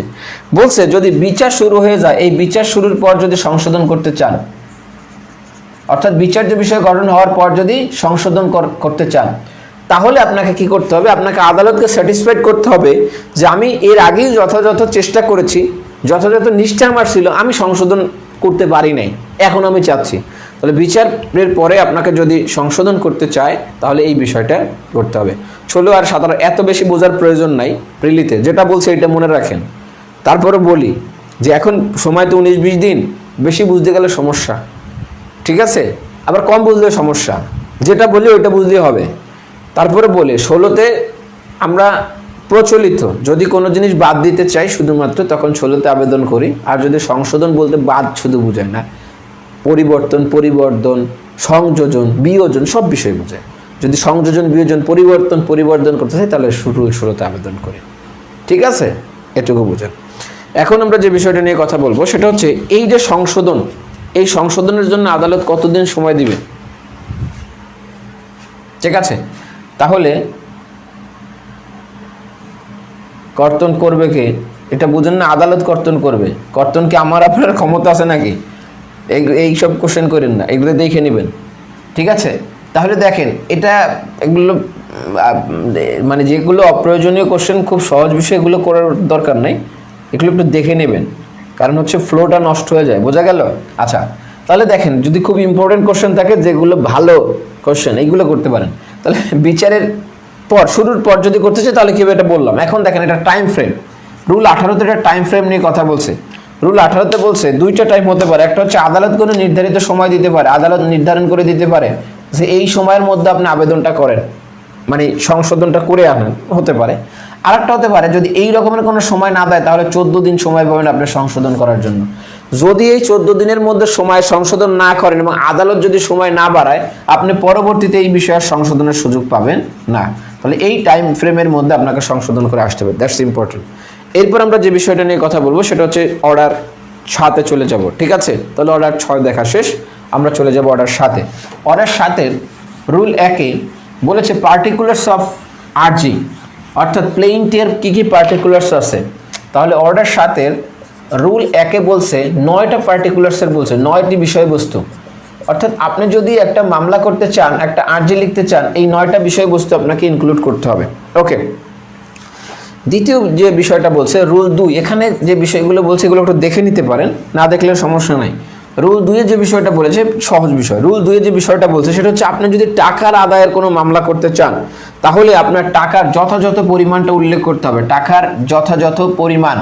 অর্থাৎ আপনি বলতে পারবেন না যে সম্ভবত আমি 500 টাকা পাই, এরকম বলার সুযোগ নাই, অথবা আমি 500 থেকে 1000 টাকার মধ্যে যে কোনো টাকা পাই, আপনাকে এক্সাক্ট অ্যামাউন্টটা বলতে হবে।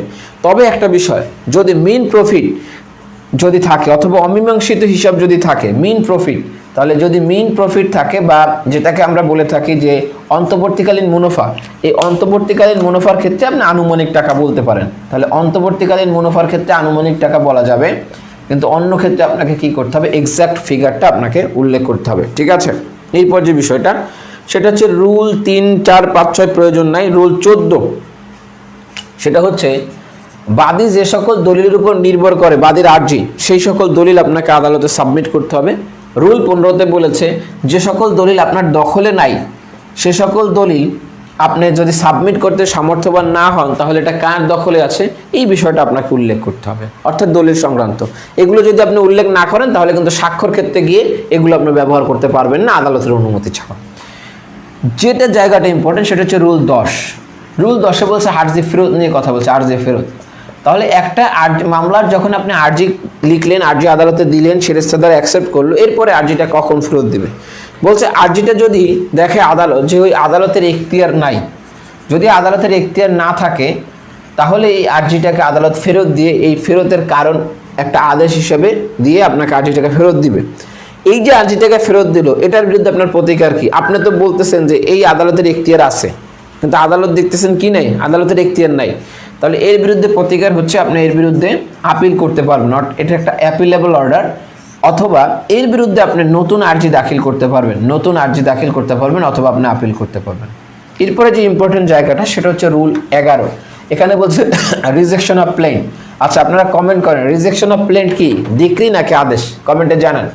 রুল 11 দুইটা কোশ্চেন, একটা হচ্ছে দেওয়ানি কার্যবিধি অনুযায়ী কতগুলো ক্ষেত্রে কি করা যায়, অর্থাৎ দেওয়ানি কার্যবিধি অনুযায়ী কতগুলো ক্ষেত্রে আর্জি প্রত্যাখ্যান করা যায়। যদি এই প্রশ্ন আসে এইটার উত্তর হবে এক ধরনের।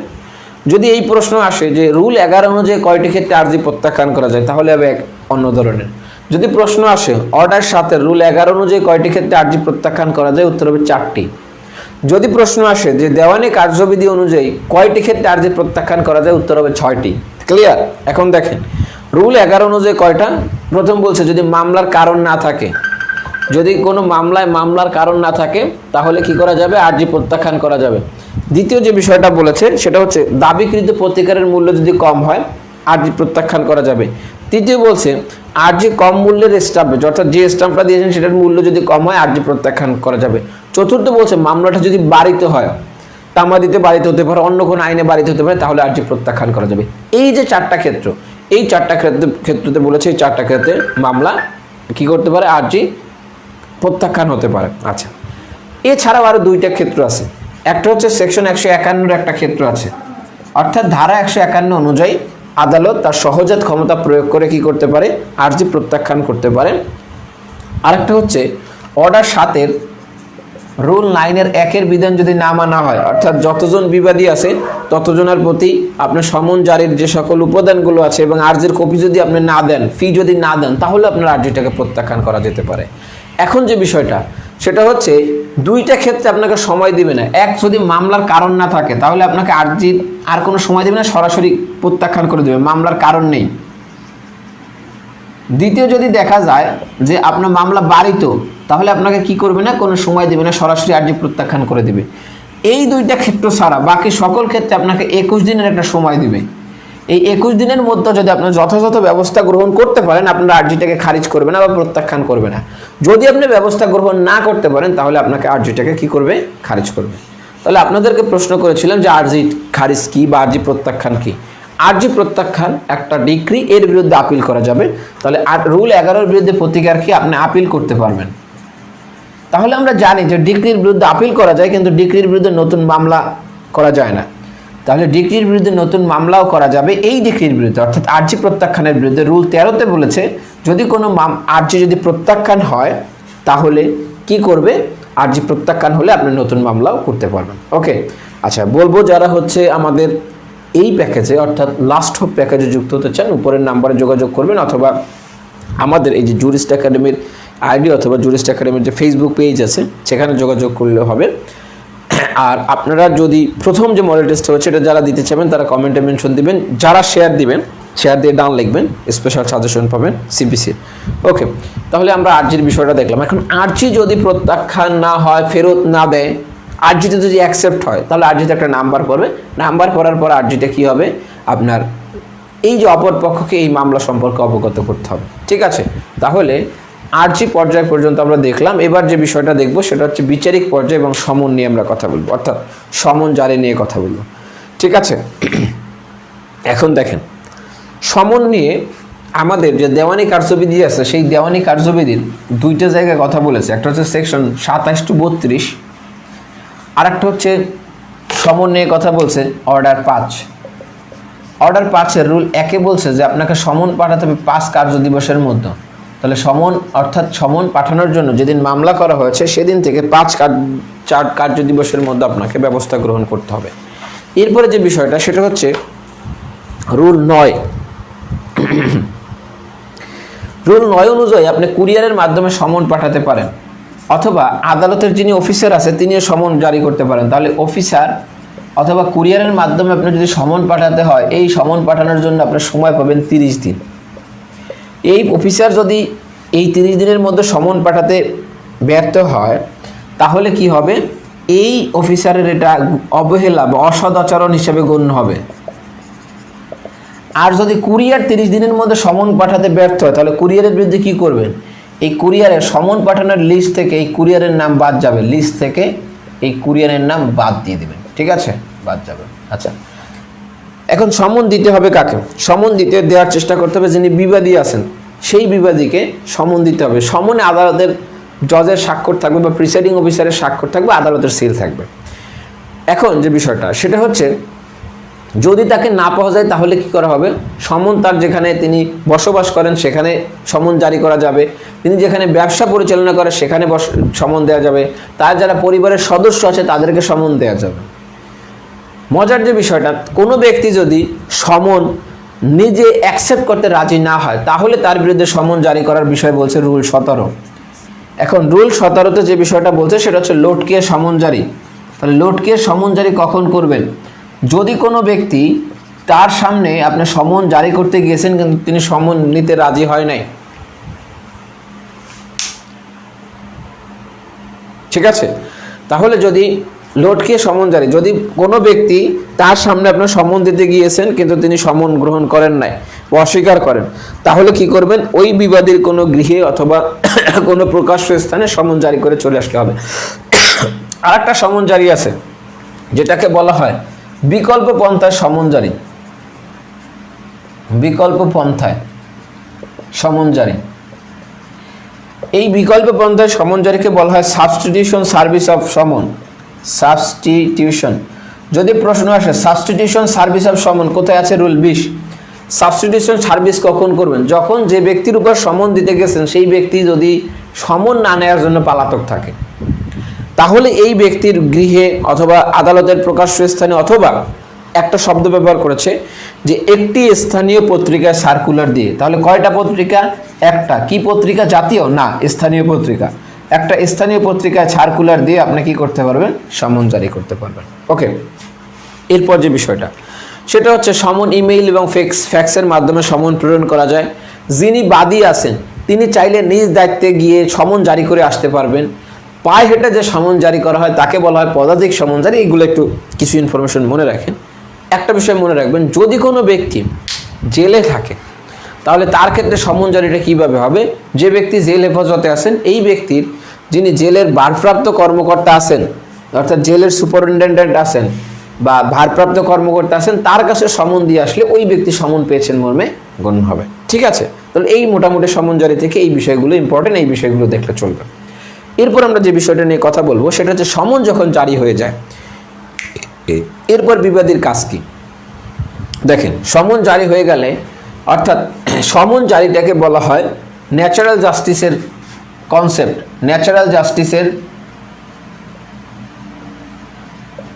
সিপিসিতে ন্যাচারাল জাস্টিসের ধারণা কোথায় আছে, এই সমন জারির ক্ষেত্রে আছে, এটা একটু মনে রাখেন।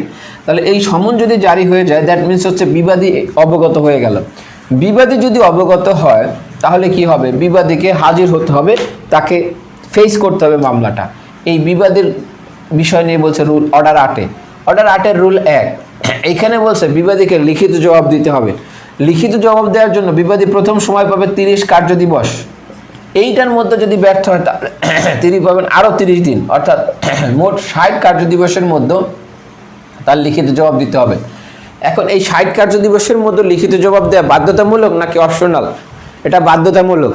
কোন জিনিস বাধ্যতামূলক এবং কোন জিনিস বাধ্যতামূলক নয় এটা কিভাবে বুঝবেন, যদি কোনো জিনিস অমান্য করলে এর বিরুদ্ধে ব্যবস্থা গ্রহণের সুযোগ থাকে তাহলে এটা বাধ্যতামূলক, যদি না থাকে বাধ্যতামূলক নয়, নির্দেশনামূলক এটা। আর যদি বাধ্যতামূলক অবশ্যই ব্যবস্থা। এখন দেখেন, যদি এই 60 কার্যদিবসের মধ্যে তিনি লিখিত জবাব দিতে ব্যর্থ হয় তাহলে কি হবে? মামলাটা একতরফাভাবে নিষ্পত্তি হবে, ঠিক আছে? মামলা একতরফাভাবে নিষ্পত্তি হবে। এরপর যে বিষয়টা আমাদের মনে রাখতে হবে সেটা হচ্ছে যে এই যে বিবাদী যিনি আছেন, সেই বিবাদী যে লিখিত জবাব দিলেন, সেই লিখিত জবাবে তিনি যে অস্বীকৃতিটি দিলেন এটা হবে স্পেসিফিক, অর্থাৎ সুনির্দিষ্ট অস্বীকার। তাহলে তার অস্বীকারটা হবে সুনির্দিষ্ট। তিনি ছলনাপূর্ণ বা চাতুরিপূর্ণ এগুলো অস্বীকার করলে হবে না। রুল 3 বলছে তার অস্বীকারটা হবে স্পেসিফিক, কোন কারণে, কি গ্রাউন্ডে, কিভাবে তিনি অস্বীকার করছেন সেটা উল্লেখ থাকতে হবে। এরপর যে বিষয়টা সেটা হচ্ছে set of. Rule 6 set of, অর্থাৎ এই যে বাদী যিনি মামলা করলেন এটা যদি অর্থের মোকদ্দমা হয় এবং এই অর্থটা যদি থাকে নির্ধারিত বা সুনির্দিষ্ট, তাহলে তিনি কি করতে পারবেন? সেট অফের দাবি করতে পারবেন, সেট অফের দাবি। এখন এইটাকে বলা হয় লিগ্যাল সেট অফ। এই লিগ্যাল সেট অফ, তাহলে যিনি বিবাদী আছেন তিনি কি করতে পারবেন? এই রুল 6 অনুযায়ী তার যদি বাদীর কাছে কোনো পাওনা থাকে এবং এই পাওনাটা যদি সুনির্দিষ্ট হয় তাহলে তিনি কি করতে পারবেন? এই সেট অফের দাবি করতে পারবেন।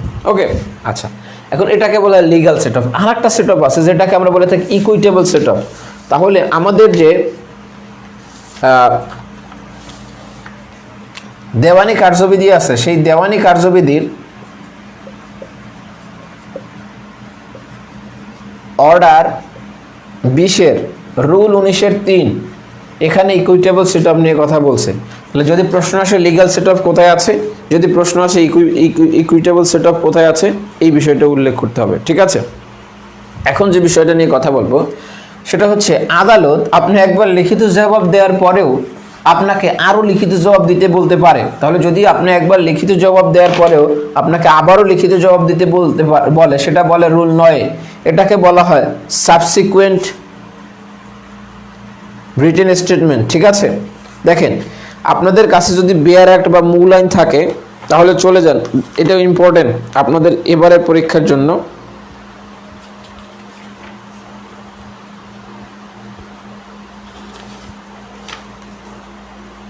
দেখেন, বলছে আপনি যদি একবার লিখিত জবাব দেওয়ার পরেও কোনো কারণে আপনার কাছে আবার লিখিত জবাব দিতে হয় তাহলে এটাকে বলছে যে সাবসিকুয়েন্ট প্লিডিংস চাইতে পারে, ঠিক আছে? তাহলে প্রশ্ন এইভাবে করে প্লিডিংস দিয়ে দিল, আপনি বলবেন না এটা দিলেও subsequent pleadings, subsequent written statement, subsequent plaint. আপনি তো জানেন রিটেন স্টেটমেন্ট লিখিত জবাব, এটা শব্দটা সাবসিকুয়েন্ট প্লেইন্ট বলা হয়, প্লিডিংস বলা হচ্ছে রুল 9, ঠিক আছে?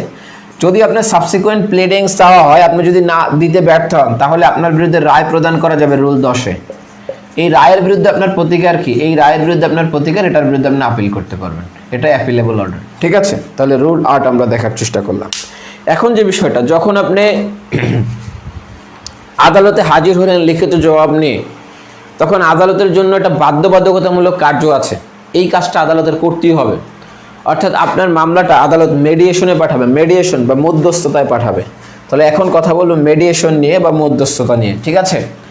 যখন আপনি রিটেন স্টেটমেন্ট নিয়ে আসলেন আদালতে, আদালত তার কার্যক্রমটাকে কি করবে? বাতিল করবে নাকি বন্ধ রাখবে, খারিজ করবে, স্থগিত রাখবে? স্থগিত রেখে 89A অনুযায়ী এটাকে মেডিয়েশন বা মধ্যস্থতায় পাঠাবে। মেডিয়েশন লেখি, লেখি শুধু, ঠিক আছে? মেডিয়েশনে পাঠাবে, মধ্যস্থতায় পাঠাবে। এই মেডিয়েশনে পাঠাতে হলে আদালত প্রথম আপনাকে 10 দিন সময় দিবে। 10 দিনের মধ্যে একজন মধ্যস্থতাকারী সিলেক্ট করবেন। এই 10 দিনের মধ্যে যদি আপনি মধ্যস্থতাকারী সিলেক্ট করতে ব্যর্থ হন, আদালতকে আপনি অবগত করবেন। আদালত পরবর্তী 7 দিনের মধ্যে আপনাকে একজন মধ্যস্থতাকারী সিলেক্ট করে দিবেন। অর্থাৎ এই মধ্যস্থতাকারী সিলেক্ট করতে মোট 17 দিন সময় নেবে। এই 17 দিন সময় নেওয়ার পরে যখন আপনার একজন মধ্যস্থতাকারী হলো, এই মধ্যস্থতাকারী কাজ হচ্ছে আপনাদের মধ্যে আদালতের মাধ্যমে মামলাটা মীমাংসা না করে আপনাদের মধ্যে মামলাটা সেই মেডিয়েশনের মানে মধ্যস্থতাকারীর মাধ্যমে মীমাংসা করে দেয়া। এই 17 দিনের মধ্যে যদি মধ্যস্থতাকারী সিলেক্ট হওয়ার পরবর্তী 60 দিনের মধ্যে প্রথম এটা মীমাংসার সুযোগ পাবে, 60 দিন। এই 60 দিনের মধ্যে যদি ব্যর্থ হয় তাহলে আপনি আরও 30 দিন সময় পাবেন, অর্থাৎ মোট 90 দিনের মধ্যে আপনি মিডিয়েশনের সময় পাবেন। ঠিক আছে, 90 দিনের মধ্যে যদি আপনি মিডিয়েশন সাকসেসফুল করতে পারেন তাহলে আপনার এই মিডিয়েশনের যে এগ্রিমেন্ট এইটা জমা দেওয়ার পরবর্তী 7 দিনের মধ্যে আদালত এই মিডিয়েশনের উপর ভিত্তি করে ডিক্রি দিবে। এই মিডিয়েশনের উপর ভিত্তি করে যে ডিক্রি দেয়, মনে রাখবেন এর বিরুদ্ধে আপিলও চলে না, রিভিশনও চলে না। ঠিক আছে, এর বিরুদ্ধে আপনি একমাত্র করতে পারবেন রিভিউ। এখন আপনি যখন একটা দেওয়ানি মামলা করেন তখন আপনি একটা কোর্ট ফি জমা দেন, তাহলে বলছে এই কোর্ট ফিটা আপনি ফেরত পাবেন। এই কোর্ট ফিটা কতদিনের মধ্যে ফেরত পাবেন? যদি মিডিয়েশনটা সাকসেসফুল হয়, মিডিয়েশনের ডিক্রি দেওয়ার পরবর্তী 60 দিনের মধ্যে আপনি এই কোর্ট ফি ফেরত পাবেন, 60 দিনের মধ্যে। আচ্ছা, এখন যে বিষয়টা সেটা হচ্ছে মিডিয়েটর কে হতে পারবে? মিডিয়েটর হতে পারবে যিনি বিচারক আছেন তিনি মিডিয়েটর হতে পারবেন, এই মিডিয়েটর প্যানেল থেকে মিডিয়েটর হতে পারবেন, লিগ্যাল এইড অফিসার মিডিয়েটর হতে পারবেন, তারপর হচ্ছে অ্যাডভোকেট লিগ্যাল এইড অফিসার হতে পারবেন। তবে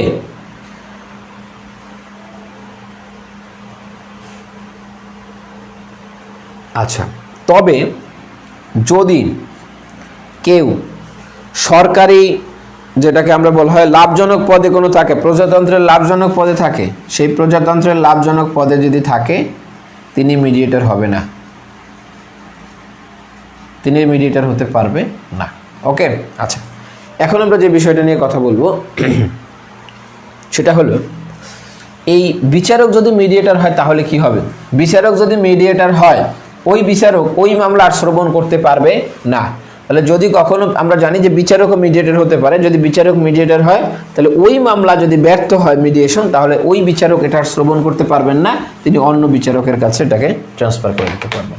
এরপর বলা হয়েছে 89 খতে বলা হয়েছে বা 89 বিতে বলা হয়েছে যেটাকে আমরা বলে থাকি আরবিট্রেশন বা সালিশ। তাহলে একটা মামলা সালিশের মাধ্যমে নিষ্পত্তি হতে পারে, এই ক্ষেত্রে উভয় পক্ষের সালিশে চাইতে হবে। মামলার যে কোনো পর্যায়ে আপনি সালিশ চাইতে পারবেন, উভয় পক্ষ যদি চায় আদালত মামলাটাকে সালিশে পাঠাবে, এটা বাধ্যতামূলক না, একমাত্র মামলার ক্ষেত্রে মিডিয়েশন বাধ্যতামূলক। এরপর আরেকটা আছে 89 গ, এখানে বলছে আপিলে মিডিয়েশন, আপিলেও মিডিয়েশন চাইতে পারেন। আপিলে যদি মিডিয়েশন চান সেক্ষেত্রে কী করতে হবে, যে উভয় পক্ষের যদি মিডিয়েশন চায় তাহলে আদালত এই মিডিয়েশন মঞ্জুর করতে পারে। ঠিক আছে, তাহলে বাধ্যতামূলক শুধুমাত্র 89 ক বা 89 এর মিডিয়েশন। এখন যে বিষয়টা দেখার চেষ্টা করব সেটা হচ্ছে যদি মিডিয়েশন প্রসিডিওরটা সাকসেসফুল হয় তাহলে তো মামলা এখানে নিষ্পত্তি। যদি মিডিয়েশন প্রসিডিওরটা সাকসেসফুল না হয়, আনসাকসেসফুল থাকে, তাহলে এই মামলাটায় কি হবে? যদি মিডিয়েশন প্রসিডিওরটা আনসাকসেসফুল হয় তাহলে আদালত মামলাটায় বিচার্য বিষয় গঠন করে দিবে। ঠিক আছে, তাহলে এখন আমরা যে বিষয় নিয়ে কথা বলবো সেটা হচ্ছে বিচার্য বিষয় গঠন নিয়ে কথা বলবো। আচ্ছা, বিচার্য বিষয় গঠন করা কখন প্রয়োজন হয়?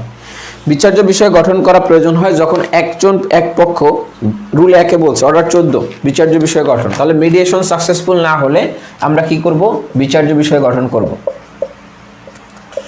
বিচার্য বিষয় গঠন কখন প্রয়োজন হয়? বলছে যখন এক পক্ষ দৃঢ়ভাবে কোনো জিনিস ঘোষণা করে অপর পক্ষ এটাকে প্রত্যাখ্যান করে তখন বিচার্য বিষয় গঠন করা প্রয়োজন হয়।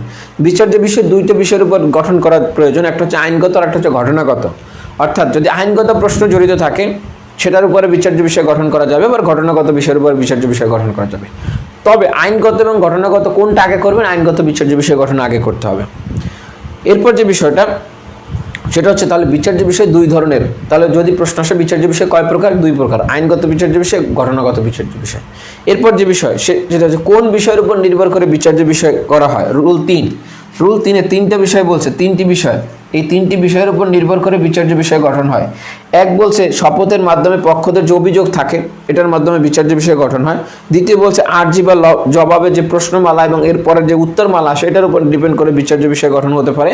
তৃতীয় বলছে দাখিলকৃত দলিলপত্রের বিষয়বস্তু যেগুলো থাকে এগুলো পর্যালোচনা করে বিচার্য বিষয় গঠন হতে পারে। তাহলে বিচার্য বিষয় গঠন করবে 3টা বিষয়ের উপর নির্ভর করে বিচার্য বিষয় গঠন করা যায়। বিচার্য বিষয় কখন গঠন করবে? বলছে মামলার প্রথম শুনানি বা লিখিত জবাব দাখিলের পরবর্তী 15 দিনের মধ্যে। ঠিক আছে, তাহলে মামলার লিখিত জবাব বা প্রথম শুনানির 15 দিনের মধ্যে হচ্ছে আপনাকে কি করতে হবে? এই বিচার্য বিষয় গঠন করতে হবে। এখন অনেক সময় দেখা যায় যে বিচার্য বিষয় গঠন করতে হলে কোনো দলিল পত্রাদি পর্যালোচনা করা প্রয়োজন। এজন্য 15 দিনের জন্য, কত দিনের জন্য, দিন খুব গুরুত্বপূর্ণ, 15 দিনের জন্য এই বিচার্য বিষয় স্থগিত রাখা যায়, গঠন স্থগিত রাখা যায়, ঠিক আছে। ওকে, এরপর দেখেন রুল 5 অর্ডার 14 রুল 5-এ বলছে বিচার্য বিষয় সংশোধন এবং কর্তন। ডিক্রি দেওয়ার পূর্বে যে কোনো সময় বিচার্য বিষয় চাইলে সংশোধন করতে পারে, বিচার্য বিষয় চাইলে কর্তন করতে পারে, ঠিক আছে। এটা হচ্ছে বিচার্য বিষয় নিয়ে। অর্ডার 15-তে বলছে প্রথম শুনানিতে নিষ্পত্তি।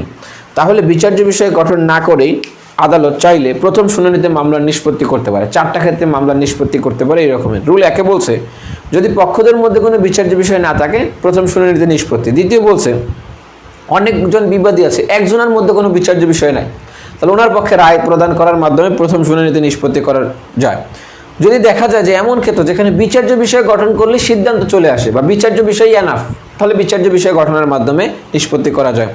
চতুর্থ বলছে যদি চূড়ান্ত নিষ্পত্তির জন্য সমন দেওয়া হয়, তখন যদি কোনো পক্ষ ব্যর্থ হয় সেই শুনানি করতে, তাহলে সাক্ষ্য প্রমাণ হাজির করতে, তাহলে রায় ঘোষণার মাধ্যমে আদালত কি করতে পারে, বিচার্য বিষয় গঠন না করেই এই মামলাটাকে নিষ্পত্তি করে দিতে পারে। তাহলে যদি প্রশ্ন আসে যে বিচার্য বিষয় গঠন না করে নিষ্পত্তি, তাহলে আপনাকে বলতে হবে বিচার্য বিষয় গঠন না করে নিষ্পত্তির বিধান আছে অর্ডার 15-তে, ঠিক আছে। তাহলে বিচার্য বিষয় গঠন এবং বিচার্য বিষয় গঠন না করে মামলা নিষ্পত্তি নিয়ে কথা বললাম। এখন আমরা যে বিষয়টা নিয়ে কথা বলবো সেটা হচ্ছে এই বিচার্য বিষয় গঠন করার পরে পরবর্তী 120 দিনের মধ্যে শুনানির দিন ধার্য করতে হবে, ঠিক আছে। এইটা একটু মনে রাখবেন স্পেসিফিক্যালি। তাহলে যখন আদালত বিচার্য বিষয় গঠন করলো এর পরবর্তী 120 দিনের মধ্যে শুনানির দিন ধার্য করতে হবে। এখন এই যে 120 দিনের মধ্যে শুনানির দিন ধার্য করবে, এই ধার্য তারিখে যদি বাদী না আসে, বিবাদী না আসে, তাহলে কি হবে এই বিষয় নিয়ে একটু কথা বলবো, অর্থাৎ পক্ষদের উপস্থিতি এবং অনুপস্থিতি। তাহলে এই শুনানির দিন ধার্য করার পরেও যদি পক্ষরা না আসে, এটা নিয়ে কথা বলছে অর্ডার 9। অর্ডার 9-এর 2টা বিষয় নিয়ে কথা বলছে, একটা হচ্ছে মামলা খারিজ আর একটা হচ্ছে একতরফা নিষ্পত্তি। মামলা খারিজ নিয়ে কথা বলছে রুল 2, 3, 5 আর একটা হচ্ছে 8 সম্ভবত, হ্যাঁ রুল 2, 3, 5, 8। আর এখন তাহলে কোন কোন কারণে খারিজ করা যায় সেটা একটু আমরা দেখার চেষ্টা করি যে একটা মামলা কি কি কারণে খারিজ করা যায়। দেখেন রুল অর্ডার 9-এর রুল 2-এ যে বিষয়টা বলা হয়েছে,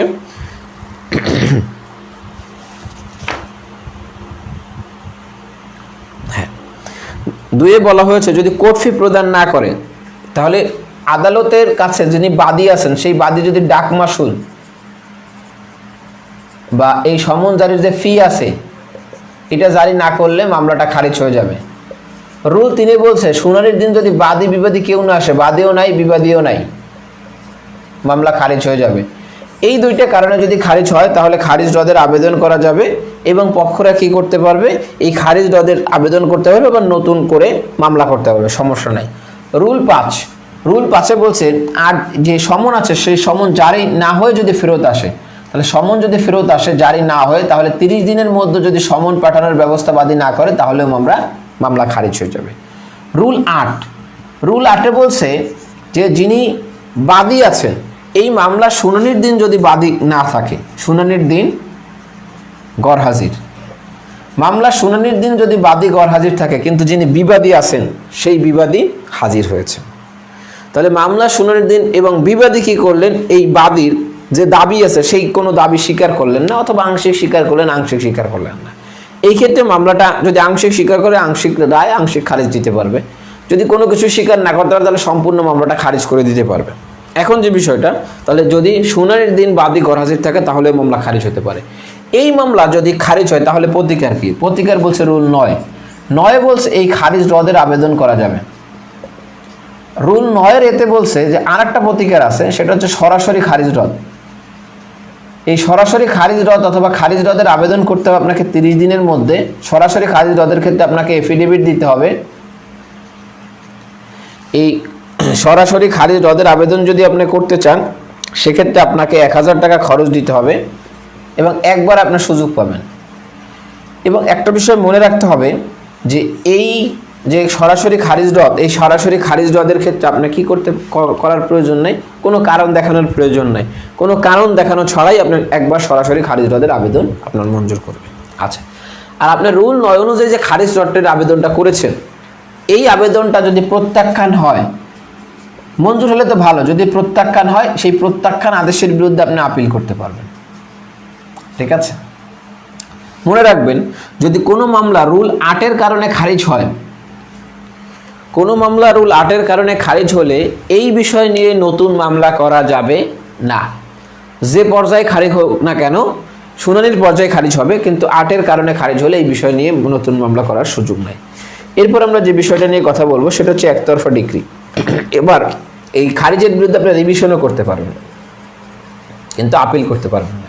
একতরফা ডিক্রি, একতরফা ডিক্রির ক্ষেত্রে বিষয়টা নিয়ে কথা বলেছে আমাদের যে দেওয়ানি কার্যবিধি আছে অর্ডার 9-এর রুল 6। রুল 6 বলছে মামলার যেদিন শুনানির দিন থাকে সেই শুনানির দিন যদি দেখা যায় যিনি বাদী আছেন সেই বাদী হাজির হলো, কিন্তু যিনি বিবাদী আছেন সেই বিবাদী গরহাজির, এবং আদালত যদি দেখে যে তার প্রতি যথাযথ সমন জারি হয়েছে, তিনি সমন অ্যাকসেপ্ট করেছেন তারপরও আসেন নাই, তাহলে আদালত কি করতে পারেন, এই যে গরহাজির যে বিবাদী আছে তার বিরুদ্ধেই একতরফা আদালত নিষ্পত্তি করতে পারেন এবং একতরফা ডিক্রি প্রদান করতে পারেন। আদালত যদি একতরফা ডিক্রি প্রদান করে তাহলে প্রতিকার কি? প্রতিকার হচ্ছে রুল 13-তে এইটা রদের আবেদন করা, রুল 13-এতে সরাসরি রদের আবেদন করা। যদি সরাসরি রদের আবেদন করেন তাহলে এখানে মনে রাখতে হবে সেম 30 দিনের মধ্যে আবেদন করতে হবে। 30 দিন হবে নাকি মাস? 30 দিন হবে, মাস লিখছি, 30 দিনই তো লিখছি। আচ্ছা, 1 মাস যা 30 দিন তাই। আচ্ছা, তাহলে এখানে আপনাকে যে কাজটা করতে হবে সেটা হচ্ছে 30 দিনের মধ্যে আবেদন করতে হবে। আপনাকে একটা খরচ প্রদান করতে হবে, 3000 টাকা আপনাকে খরচ দিতে, এখানে দিতে হবে 1000, এখানে দিতে হবে কয় হাজার, এখানে দিতে হবে 3000 টাকা আপনাকে খরচ দিতে হবে, এবং আপনাকে এখানে কোনো কারণ দেখানোর প্রয়োজন নাই। আচ্ছা, এখন এই যে একতরফা ডিক্রির বিরুদ্ধে আরও একটা প্রতিকার আছে, আপনি আপিল করতে পারেন। দেখেন, এক্সপার্টি ডিক্রি, এটাকে একটা ডিক্রি হিসেবে বলা হয়েছে সেকশন 96 অফ সিপিসি 96 ধারা অনুযায়ী এটা একটা ডিক্রি। সুতরাং এই ডিক্রির বিরুদ্ধে আপনি কি করতে পারেন, চাইলে আপনি আপিল করতে পারেন। ওকে, এটার বিরুদ্ধে আপনি রিভিশন করার সুযোগ নেই। আরেকটা বিষয়, আপনি রুল 13-তে যে আবেদনটা করেছেন রদের, একটা তো 13-এতে সরাসরি খারিজ রদ, এক সরাসরি রদের আবেদন করেছেন, একটা হচ্ছে রদের আবেদন করছেন। এখানে আপনাকে যথোপযুক্ত কারণ দেখিয়ে রদ চাইতে হবে। যদি আদালত এই আবেদনটা প্রত্যাখ্যান করে তাহলে আপনার সুযোগ আছে এর বিরুদ্ধে আপিল করার সুযোগ আছে, অর্থাৎ এই আদেশের বিরুদ্ধে আপিল করার সুযোগ আছে। ওকে, আচ্ছা, দেখেন এতটুকু বুঝছেন কিনা। আজকের ক্লাসে এই পর্যন্ত দেখব। নেক্সট ক্লাসে আমরা শুনানি, ডিক্রি কার্যকর, আপিল, রিভিউ, রিভিশন এবং অন্যান্য যে বিষয়গুলো আছে ইম্পর্টেন্ট বিষয়গুলো সেইগুলো টাচ করার চেষ্টা করব। নেক্সট ক্লাস হচ্ছে পরশু। নেক্সট পরশু বলতে হচ্ছে আজকে 6 তারিখ, 8 তারিখ হচ্ছে নেক্সট ক্লাস। আপনারা যারা এই প্যাকেজে যুক্ত হতে চান 12টা মডেল টেস্ট পাবেন, দেওয়ার সুযোগ পাবেন, নোট পাবেন 74% কমেন্টপ্রাপ্ত নোট এবং মডেল এটা দেওয়ার সুযোগ। আপনাদের কমেন্টগুলো পড়ব, আপনাদের যদি কোনো কোশ্চেন থাকে সেগুলো পড়ব। যারা এখনও শেয়ার দেন না তারা শেয়ার দিয়ে ডান লিখবেন, আপনাদের কোনো কোশ্চেন আছে কিনা, আপনাদের অভিব্যক্তিটা পড়ব, ক্লাস কেমন লাগলো এটা জানিয়ে ফেলবেন, আপনাদের কমেন্টগুলো পড়ার চেষ্টা করব। আর যদি আপনারা পড়তে আরেকটু ইচ্ছুক থাকেন তাহলে আমরা শুনানির অন্যান্য যে বিষয়গুলো আছে, স্বাক্ষর বিষয়, এইগুলো নিয়ে একটু কথা বলার চেষ্টা করব। আর যদি আমরা আজকে ক্লাস শেষ করি সেক্ষেত্রে আপনারা জানিয়ে ফেলবেন, আপনাদের কমেন্টগুলো পড়ার চেষ্টা করব। আপনারা ক্লাস কেমন লাগলো জানিয়ে ফেলবেন, যারা শেয়ার দিয়েছেন তারা ডান লিখবেন, যারা ওকে ঠিক আছে দেখি ওকে হ্যাঁ, আপনারা কমেন্ট করতে পারেন, আপনাদের অভিব্যক্তি জানাতে পারেন।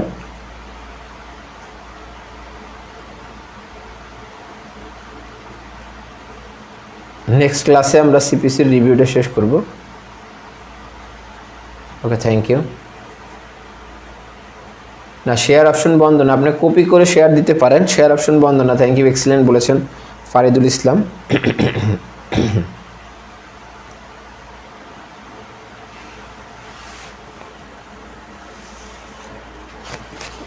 আচ্ছা, আপনাদের কমেন্টগুলো করতে পারেন, আমরা কমেন্টের উত্তর দেওয়ার চেষ্টা করব। আচ্ছা, ইনবক্সে নক দিবেন, যারা প্রশ্ন চান যারা আজকের প্রশ্ন চান তারা ইনবক্সে নক দিবেন, আজকের প্রশ্নটা শুধু।